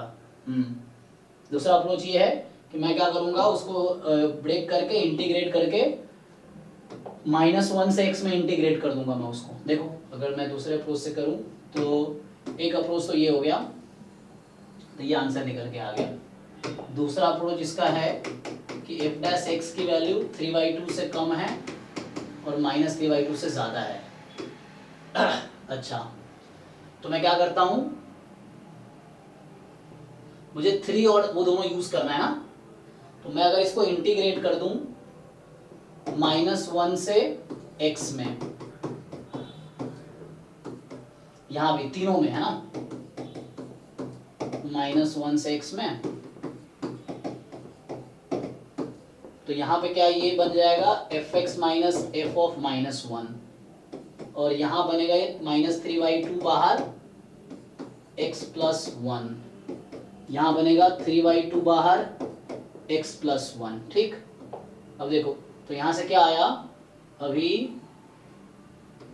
ये दूसरा मेथड ये सॉल्व कर रहा हूँ मैं, f माइनस वन मुझे पता है ना 1 है, तो एफ एक्स ये 1 रख दो, इसको तो उधर भेज दोगे तो ये minus 3/2 time x plus one हो जाएगा, और less than equal to F X less than equal to 3/2 x plus one, क्योंकि ये f माइनस वन था तो ये आ गया, तो अभी ये आ गया हमारे पास। अब यहाँ से अगर मैं अभी, चूंकि मैंने सिर्फ f माइनस वन यूज किया है, f3 तो यूज किया ही नहीं, ठीक है अभी देखते हैं, तो अगला एक और स्टेप वो करना पड़ेगा, अभी हमें लगाना पड़ेगा। तो यहाँ से अगर मैं f1 लिखूं तो क्या आएगी, -2 1 रख दो, तो 1 + 1 2 -3 + 1 -2 से 4 आएगी, तो ये वही निकल के आई जो पहले आया था, वहां दूसरा अप्रोच था कि वही है। अब देखो एक बार फिर से, अभी मैंने क्या किया, -1 to x किया, -1 इस इंटरवल की लोअर लिमिट थी, अगली बार क्या करना पड़ेगा, सेम प्रोसीजर है, -1 से x इंटीग्रेट करने के बजाय x to 3 करेंगे, क्योंकि x -1 से 3 के बीच का है ना, तो मुझे दोनों यूज करना है, f -1 भी यूज करना और f3 भी यूज करना है, तो मैंने अभी सिर्फ f -1 यूज किया है, मुझे f3 को भी यूज करना है, तो मैं लिमिट x -1 और 3 के बीच का नंबर है, तो एक बार इंटीग्रेट किया -1 to x, अगली बार इंटीग्रेट करूंगा x to 3, तो सेम इसी में अब इसको इंटीग्रेट करो ओवर x to 3, तो यहां से ये वाला इंटरवल निकल के आएगा, सेम जैसे इससे ये निकल के आया, दूसरे से ये निकल के आएगा, फिर इसका कॉमन सॉल्यूशन यही आएगा, तो ये दूसरा अप्रोच ठीक है ना, तो इससे भी आ जाएगा, तो वही चीज है, बाकी ऐसे ही सॉल्व करके देख लो, तो ये करो और बाकी हो जाएगा, तो ऐसे ही आ जाएगा।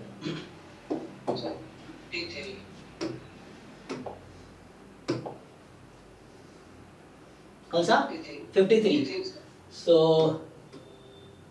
53 कह रहा है कि एक मैट्रिक्स M दे दिया आपको और P नॉन सिंगुलर है इस तरीके से कि P inverse MP is diagonal matrix, ठीक है ना। हालांकि एक कॉन्सेप्ट आता है डायगोनलाइजेबल का, है ना, तो वो सिलेबस में नहीं है, लेकिन उन्होंने डायरेक्टली यूज ना करके इनडायरेक्टली वही यूज कर रहा है। ये जो डेफिनेशन है ना, ये जो वर्ड लिखा है, ये डायगोनलाइजेबल मैट्रिक्स का डेफिनेशन है कि matrix M is said to be diagonalizable if and only if there exists a non-singular matrix P such that P inverse AP is diagonal matrix। तो ये डायगोनल होगा और डायगोनल पे क्या आएगी, जो इसकी आइगन वैल्यू आएगी वो डायगोनल पे आएंगे, तो मतलब ये है। तो पूछा ट्रेस क्या है, देखो तो यहाँ पे सिंपल ट्रिक ये है इस क्वेश्चन का,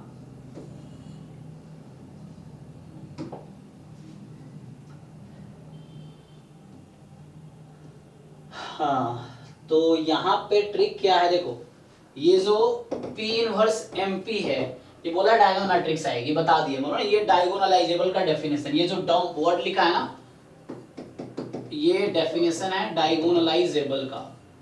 उसका क्या मतलब होता है, ये इक्वल आएगा λ1 λ2 λ3 0 0 0 0 0 0।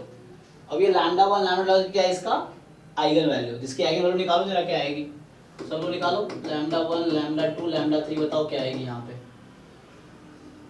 इसको अपन ट्रायंगुलर्स में बना के नहीं कैसे भी निकाल लो, आप क्या जानते हो तरीका, m माइनस लैम्डा आई का डिटर्मिनेंट निकालो और उसको 0 पुट करो, तो यहाँ से आ जाएगी, ठीक है। अब होगा क्या, जैसे p इनवर्स m की पावर कुछ भी है, फॉर एग्जांपल m की पावर n ले लो p, तो ये इक्वल आता है λ1 की पावर जो भी होगा, n है तो n ले लो, n λ2 मतलब इसी का पावर n आ जाएगा, कहने मतलब अगर इसको मैं d बोल दूं, for example let me right it d, so suppose this is diagonal matrix, तो ये d की पावर n हो जाएगी और कुछ नहीं। d की पावर n का मतलब जो मैं बताना चाह रहा था कि λ1 की पावर n 0 0 0, λ2 की पावर n 0 0, λ3 की पावर n, तो ये इसका कॉन्सेप्ट है, ठीक। तो बस आइगन वैल्यू निकालो, हो जाएगा, पुट कर दो, यहाँ क्यूब कर देना। पूछा क्या है कि then trace of matrix this, तो ट्रेस ऑफ m क्यूब, तो lambda 1 cube plus lambda 2 cube plus lambda 3 cube निकालना पड़ेगा आपको, है ना। निकाल लो आइए वाले, उससे कर लो, फिर यही से निकाल के कर दो। हाँ हो जाएगा ठीक है ना। हाँ सर 54 बारे में थोड़ी बता दो सर। 54 ये है कि P कोई 3x3 की मैट्रिक्स है जिसका कैरेक्टरिस्टिक रूट्स मतलब आइगन वैल्यूज, तो आइगन वैल्यूज हैं -2/3, 0 और 1। डिफाइन करो Q, Q आपको डिफाइन कर रखा है, R डिफाइन कर रखा है, कोई दिक्कत नहीं है। तो इसमें क्या Q की आइगन वैल्यू निकाल पाएंगे हम लोग? इसमें P की वैल्यू ये लैम्डा में रख रहे हैं। हाँ यस, जैसे एक बार -2/3 रखो P की जगह, I की जगह 1 रखना, तो उससे क्या आएगा Q के 3 आइगन वैल्यू आ जाएंगे ना। जब P की जगह तुम -2/3 रखोगे इसमें तो एक नंबर आएगा, वो उसका फर्स्ट आइगन वैल्यू आएगी। 0 रखोगे तो 0 0 0 1 तो 1 आएगी, तो दूसरी आइगन वैल्यू Q की 1 आ जाएगी। फिर यहाँ 1 है तो 1 रखेंगे, 3 P की जगह 1 रखेंगे, 3 -1 -1 + 1 तो 3 - 2 + 1, ठीक है। 4 - 2 2 आ जाएगी, तो एक आइगन वैल्यू 0 1 2 आ गई, ऐसे करके Q की 3 आइगन वैल्यू आ जाएगी। सेम इसमें करना है आपको, 3 टाइम एक एक करके ये तीनों रखना है, तो यहाँ पे R के 3 आइगन वैल्यूज आ जाएंगी, करस्पॉन्डिंग आइगन वैल्यूज आ जाएंगी, और उससे डिटरमिनेंट पता ही आपको, sum of eigen sorry determinant product of eigen value, और trace is sum of eigen values, है ना। ये सब कॉन्सेप्ट हर जगह यूज होगा, जो PYQ में यूज कर दिया यही हर जगह आएगा। नेक्स्ट हाँ 59 सर। 59 किसी का रह गया हो तो बताना तुम, ठीक है ना, जिसका है वो पूछ रहा है, बीच में किसी का डाउट रह गया हो तो आप पूछो। 59 कह रहा है कि x1 x4 with the data on the हाँ random sample of size 2 from Poisson theta size 50 58 9, अच्छा 9 के बाद 8 पे आते हैं। 8 9 दोनों सिमिलर क्वेश्चन ही है ऐसे तो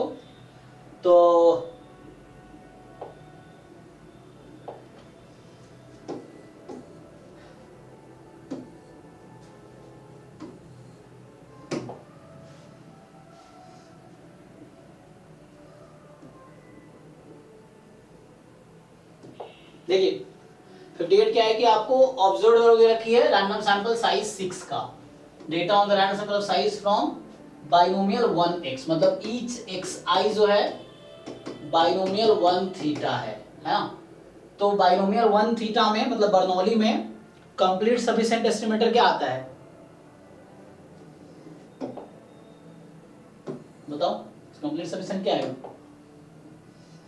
समेशन xi होता है बराबर जी, मतलब वो आप सिंपली आप लाइक्लीहुड फंक्शन लिख लो, है ना, एक्सपोनेंशियल फैमिली में फिट बैठेगा ये, तो आपको वहां से समेशन xi आ जाएगा। तो t बराबर समेशन xi जो है this is complete and sufficient estimator, ठीक। तो आपको पता होगा हम लोग बर्नौली के लिए डायरेक्टली लिख रहे थे e ऑफ t/n कितना आता है, x बार एक्चुअली है, t/n मतलब x बार, और कितना आएगा इसमें, इस सैंपल बाइनोमियल 1 थीटा का मीन कितना आता है थीटा, तो ये थीटा आएगा। ये फार्मूला भी था तुम क्लास में देखना, t * t-1 अपॉन यहाँ पे क्या आता है बाइनोमियल है ना, ये है ना, क्योंकि इसमें ये आता है पॉइसन में जस्ट n² आता है डिनोमिनेटर में, वैसे एक्सपोनेंशियल का ही फार्मूला था, तो यहाँ पे ये कितना आएगा, अब यही तो है, इसको खोलोगे तो क्या बनेगा ये है ना, ऐड कर लो इन दोनों को, तो e of t/n plus t into t-1 10 into n-1 is equal to theta plus theta square. So this is the UMVUE of theta into 1 plus theta. आ गया ना, आपको सब कुछ पता है।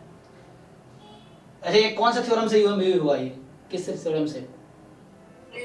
हाँ लेमन सर्फेस है ना, सो लेमन सर्फेस थ्योरम से आपके पास आपका ये आ गया UMVUE। अब इसकी वैल्यू आपसे पूछा है इन्होंने, क्योंकि NAT है ना, कोई दिक्कत नहीं है, ये सबको ऐड कर दो, सबको ऐड करोगे तो क्या आ जाएगा, t आ जाएगी, तो n मेरे पास n 6 है और t की वैल्यू इन सबको ऐड कर लो, कितना है 1 1 1 3 ही तो है, सो 3 पुट कर लो, तो t की जगह 3 रखो, तो आपका जो क्वेश्चन का आंसर है एक्चुअली वो आएगा 3/6 प्लस 3 इंटू 2/6 इंटू 5 कर दो आंसर सॉल्व हो जाएगा ना। तो ये 1/2 हो गया। बताओ क्या आया 1/2 प्लस 1/5 5 दूनी 10 7/10 कितना 0.7 आंसर है। चेक करो इसमें क्या आंसर दे रखा है। इतना ही आ रहा है सर। ठीक है 0.7 है। तो एक्चुअली दो क्वेश्चन एक ही ईयर में दो क्वेश्चन इसलिए पूछा है कि पहला क्वेश्चन लेमन सेफी से है, दूसरा क्वेश्चन राव ब्लैकवेल से है। तो वही आपसे जानना चाह रहा है कि आपको दोनों अप्रोच पता है कि नहीं पता है ना। अब बाकी कोई भी एग्जाम में क्वेश्चन आएगा दोनों अप्रोच पे आएगा जनरली, या एक क्रैमर और लोअर बाउंड वाला है तीसरा अप्रोच। तो ये है। अब ये अगला वाला क्वेश्चन राव ब्लैकवेल से हो जाएगा। तो ये सर इसमें अगर ये जो टर्म है ये कंप्लीट सफिशिएंट होता और अनबायस्ड नहीं होता तो भी लेमन सफिशिएंट हो जाता। सॉरी यू भी नहीं होता अगर। क्या नहीं होता जैसे इसमें x बार मतलब यू है थीटा का। हाँ तो अगर सिर्फ कंप्लीट सफिशिएंट होता अनबायस्ड नहीं होता तो अनबायस्ड हम बनाए तो है हमने। टी अनबायस्ड थोड़ी है, t/n अनबायस्ड है, टी तो अनबायस्ड नहीं था। मतलब हाँ ठीक है।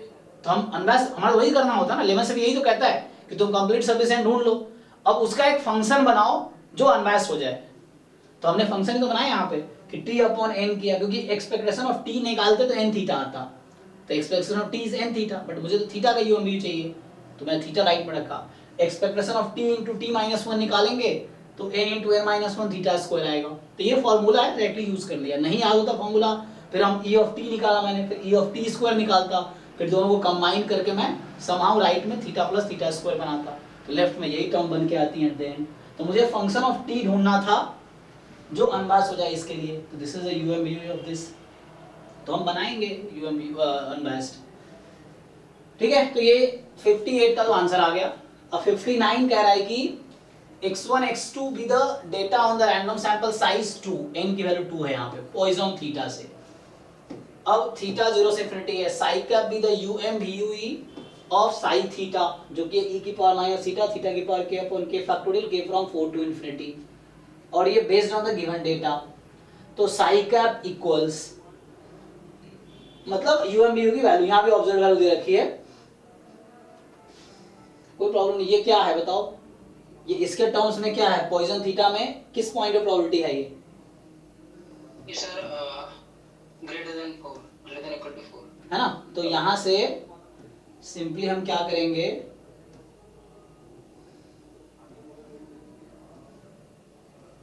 देखो तो मैं इधर सॉल्व करता हूं इसको।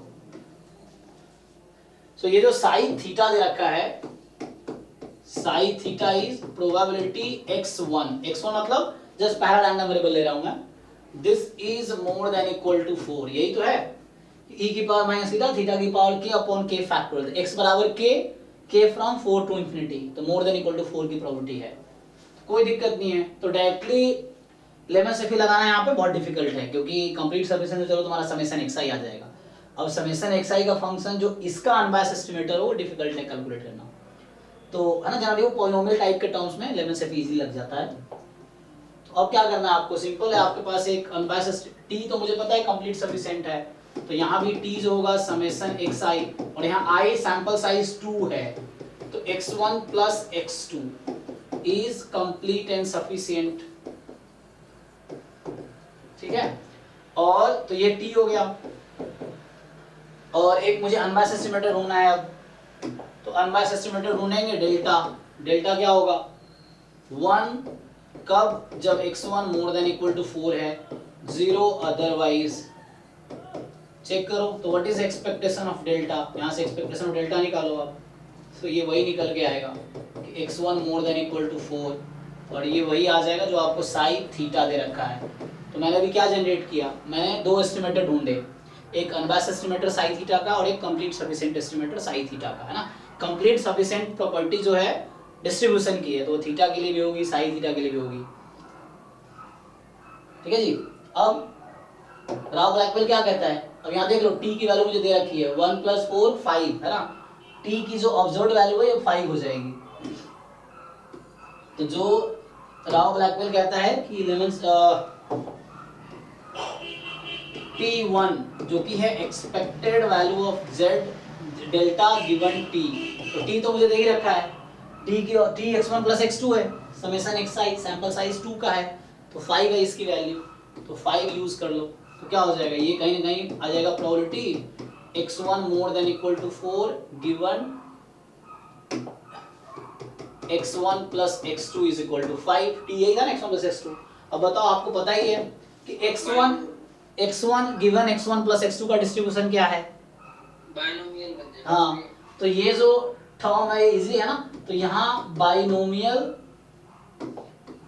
ये जो x1 given x1 plus x2 बराबर 5 का डिस्ट्रीब्यूशन इस पूरे का है बाइनोमियल 5 कॉमा क्या, x1 प्लस x2 का वो आता है मतलब theta upon theta 1 plus theta 2, तो थीटा तो कॉमन है, तो थीटा अपॉन 2 थीटा मतलब 1/2। तो x1 given x1 plus x2 5 is 5 comma 1/2। तो निकाल लो 5 comma 1/2 more than equal to 4 निकालने हैं, है ना। तो मतलब इसको मैं नया नाम देता हूँ W, मान लो ये W है, तो W इज इक्वल टू 4 चाहिए plus W is equal to 5 चाहिए, निकल जाएगा। देखो W is equal to 4 and W is equal to 5, क्या आएगा? हाँ सुरेश भाई बताओ। हाँ ठीक है भेजता हूँ, हाँ व्हाट्सएप पे, ठीक है।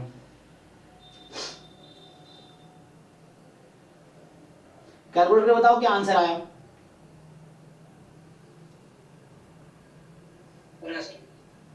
है ना, निकालो इसमें बाइनोमियल 5 कॉमा हाफ में 4 पे, तो ये तो आ जाएगा 5c4 मतलब 5 एंड 5 टाइम 1/2 की पावर 5 और 5 पे 1/2 की पावर 5, तो कहने का मतलब 6/2 की पावर 5 कितना 32, तो मतलब 3/16 आएगा, चेक कर लो। तो 6/32 ना 2 की पावर 5, तो डेसिमल में कन्वर्ट कर लो क्या आता है, देख लो वहां क्या पूछा है। 0.18 अप्रोक्स, है ना। तो यहाँ पे आपसे पूछा हुआ है ना 2 डेसिमल प्लेस तक ही लिखना आपको, 0.18 लिख दो, कोई दिक्कत नहीं है, ठीक है। तो यहाँ आंसर हो गया 0.18, यहाँ 0.7, है ना, इस तरीके से, तो यहाँ 70 लिख सकते। ओके, तो एक क्वेश्चन, मतलब ये 2 क्वेश्चन पूछने का पर्पस यही था, 11 सेफी और राव ब्लैकबेल, ये दोनों यूज हुआ इसमें। हो गया खत्म, लास्ट हो रहा है सर इसमें ये 60। इसका आंसर मैच नहीं करता सर। अच्छा आंसर मैच नहीं हो रहा है, 1 मिनट, सॉरी कैलकुलेशन मिस्टेक हो रही है, ये भी हो रही है।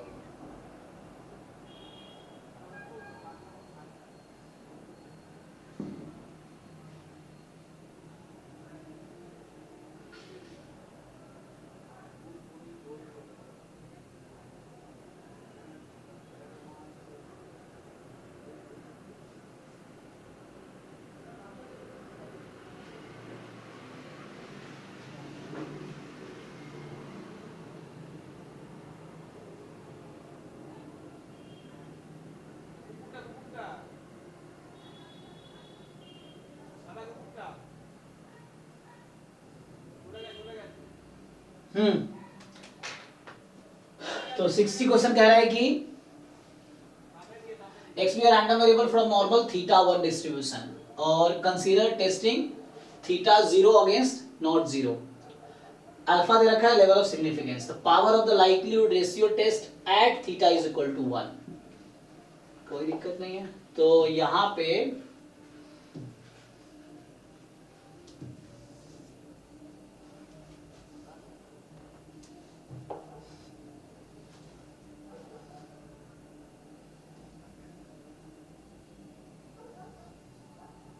ठीक है, देखिए तो यहाँ पे क्या होगा,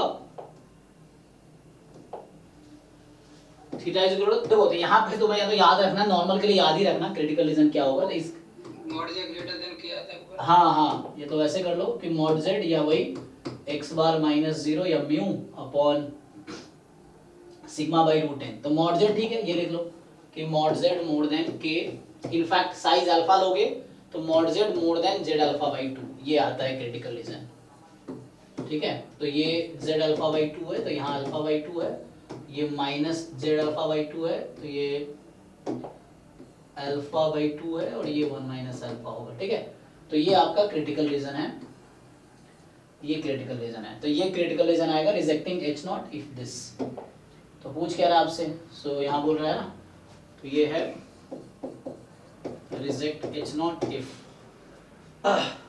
तो power of the likelihood ratio test, चलो पावर का फॉर्मूला लगा देते हैं। तो पावर का फॉर्मूला क्या होता है, rejection of the number given H.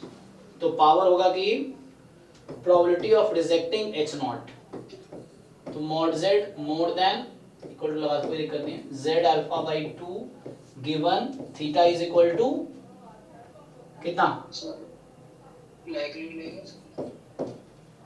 h1 is 2 ना, यस सर यस और यहाँ बता रखा है थीटा को 1 रखो, तो कोई दिक्कत नहीं है। तो यहाँ पे क्या करोगे तुम अब, एक्चुअली देखो मॉड जेड मोर देन, अब यहाँ पे एक्चुअली करना क्या है तुम्हें अब, यू हैव टू सिंप्लीफाई। तो एक काम करो, पहले तुम ये कंसीडर करो, तो इसका जो तुम बता रहे ठीक है, ऐसे कोई दिक्कत नहीं है। यहाँ पे क्या होगा,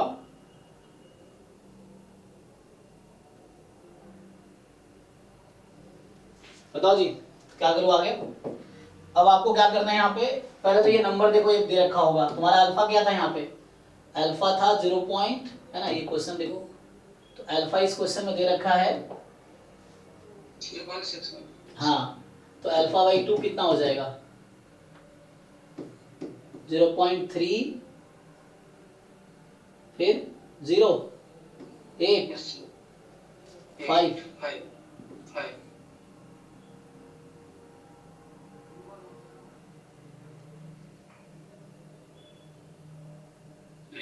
सर 3061 चेक कर लो, एक बार पूछ रहा हूँ कितना आएगा, 65 है, डिवाइड कर लो एक बार कैलकुलेटर से, 617 का रेस, ठीक है ना, ओके।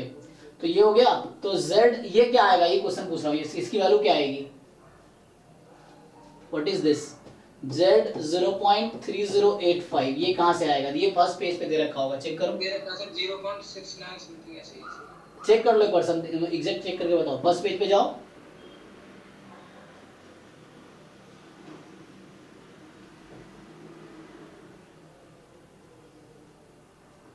ये ऐसा कौन सा नंबर है जिसकी आएगी प्रोबेबिलिटी 0.3085 हो, कौन सा नंबर है ये, नहीं दे रखी 0.69 समथिंग दे रखी है। चेक करो ना, देखो हां वो नहीं है सर इसमें,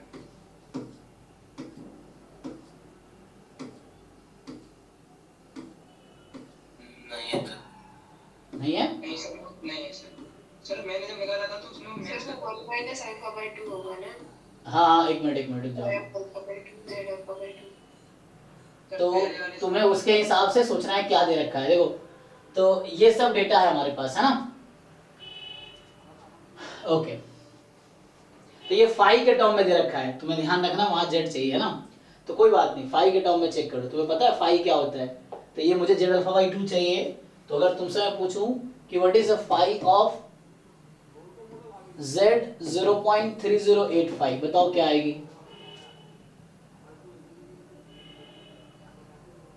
या अगर इसमें कंफ्यूजन हो रहा है तो अभी तुम उसके टर्म में लिखो। मैं तुमसे अगर ये पूछूं कि phi of z alpha by 2 किसके इक्वल होता है, ये ग्राफ देख के बताओ, 1 माइनस अल्फा बाई 2। हाँ तो ये है 1 माइनस अल्फा बाई 2, ये तुम्हें दे रखा है ऑप्शन जो फर्स्ट पेज पे, तो तुम्हें चाहिए फाई z 0.3085 चाहिए ना, तो चेक करो यहाँ पे 1 माइनस 3085 कितना होता है,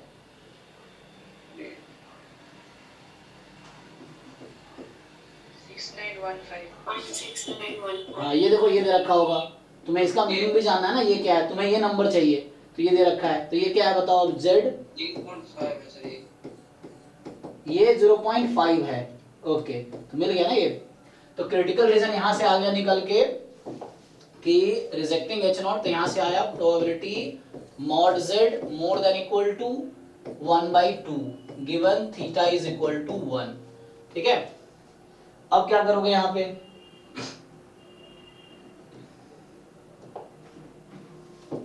एक्चुअली ये क्रिटिकल एनालिसिस तुम ऐसे करो, उसको सॉल्व इससे कर सकते हो, ठीक है, लेकिन तुम एक काम करो। हाँ थीटा की वैल्यू कैसे पुट करने में ये प्रॉब्लम आ रही थी, ये थीटा को ढूंढना था। कोई दिक्कत नहीं, देखो अभी तुम ध्यान से देखो। सो यहाँ पे क्या होगा,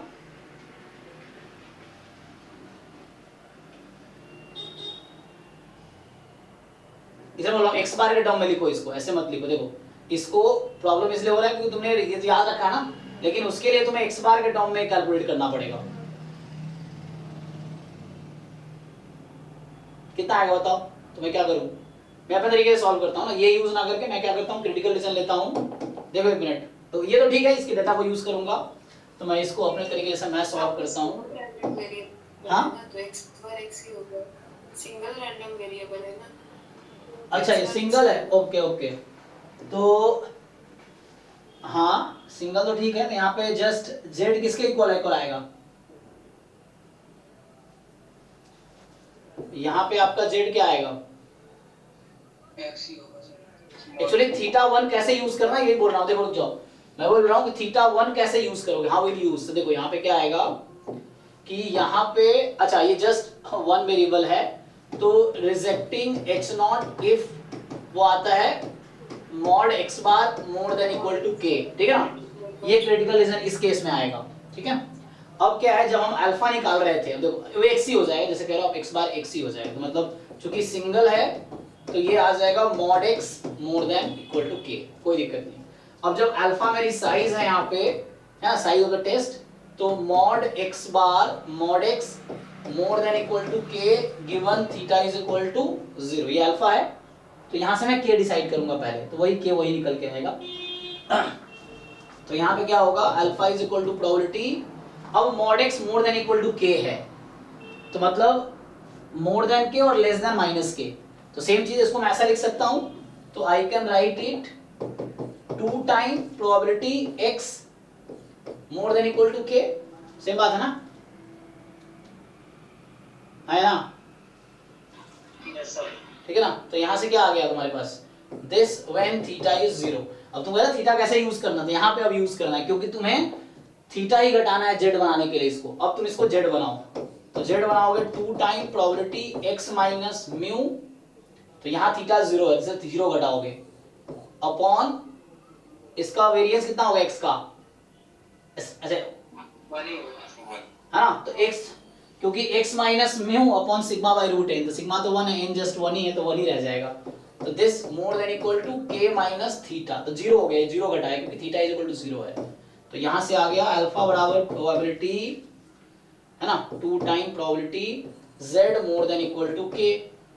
अब ये ढूंढना है कि z more than equal to k क्या हो गया, अल्फा बाय 2 हो गया ना, यहां से देखो, तो इसको तुम 2 को इधर ही भेज दो, इस 2 को इधर ही भेज दो, तो हो गया अल्फा बाय 2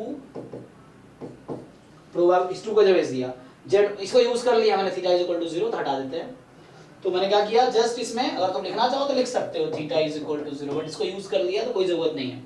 अब z more than equal to k, इसका क्या मतलब है, 1 माइनस पाई के, राइट, लिख सकता हूं इसको ऐसा, यस सर। हाँ तो देखो यहाँ से, तो यहाँ से आया phi K is equal to 1 minus alpha by 2, और ये वही अल्फा बाई 2 जो यहाँ हम कैलकुलेट कर रहे थे, अल्फा बाई 2 ये है ना मेरा 3085, तो 1 माइनस ये जो आया था 0.6915, तो यहाँ से k की वैल्यू निकल के आ गई 1/2, जो आप बता रहे थे, यही 0. ठीक, तो यहाँ से k मेरा हाफ आ गया, तो क्रिटिकल डिसीजन फाइनल क्या आया, तो फाइनली क्रिटिकल डिसीजन निकल के आया reject h not if x is, मतलब mod x is more than equal to 1/2, ये आया, वही चीज लिखा मैंने, है ना, तो x बार मतलब x ही हो गया क्योंकि सैंपल साइज 1 है, तो x बार x के इक्वल है, तो यहाँ से हमने सॉल्व किए, तो ये थीटा का यूज यहाँ पे आएगा x से z में जाने में।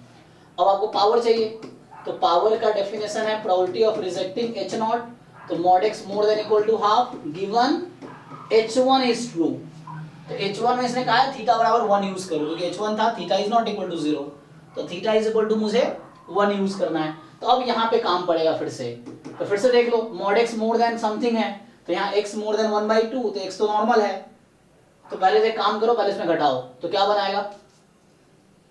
सो how will you break it? यहाँ थीटा 1 है तुम्हारे पास, तो दो केस में कर लो, कोई दिक्कत नहीं है। इसमें क्या कर सकता हूं मैं? x more than equal to half given theta is 1, और दूसरा केस क्या है? Plus x less than equal to minus half when theta is equal to 1। अब इसको कर लो सॉल्व, तो यहाँ से प्रोबेबिलिटी, अभी x से तुम्हें z में जाना है, तो क्या करोगे? x माइनस म्यू, तो यहाँ 1 घटाना पड़ेगा, थीटा 1 है ना, थीटा ही मीन था ना उसका, तो मुझे z बनाना है, upon 1 more than equal to, तो 1/2 माइनस 1 अपॉन 1, ये थीटा बराबर 1 यूज हो गया, प्लस दूसरा term x minus 1 less than equal to minus 1/2 minus 1 upon 1 है ना, तो डिवाइड करने की जरूरत नहीं है, क्योंकि डिवाइड करने की जरूरत नहीं, क्योंकि 1 ही तो है, क्या ही मतलब है दिस। तो फाइनली बना क्या? देखो पहला टर्म ये जो है ये बना z कितना more than equal to what? Minus 1/2, plus दूसरा टर्म क्या बनेगा? z less than minus 3/2। अब बस ये डेटा क्वेश्चन में दे रखा है ऑलरेडी, हमें इसको यूज करना। देखो तो यहां से आया मेरे पास इक्वल टू, इसको मैं लिखूंगा z more than equal to 1/2 है, तो इसको क्या लिख सकता हूं मैं? 1 माइनस 5 माइनस 1/2 और प्लस है ना ये 5 माइनस 3/2, इसको सिंप्लीफाई करो तो 1 माइनस 5 माइनस हाफ, तो 5 हाफ ही हो जाएगा, और इसको ब्रेक करना चाहो तो 1 माइनस 5 3/2। देखो ये दोनों क्वेश्चन में दे रखा है फर्स्ट पेज पे, बताओ क्या है? 5 हाफ कितना है और 5 3/2 0.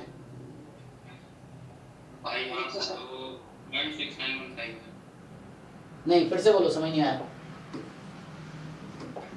सर ये 5 हाफ 0.69 15 और ये 5 3/2 और ये 0.9332 कर दो, सिंप्लीफाई हो जाएगा ना, सिंप्लीफाई कर दो इसको। सो 5 2 7 3 1 4 9 3 12 6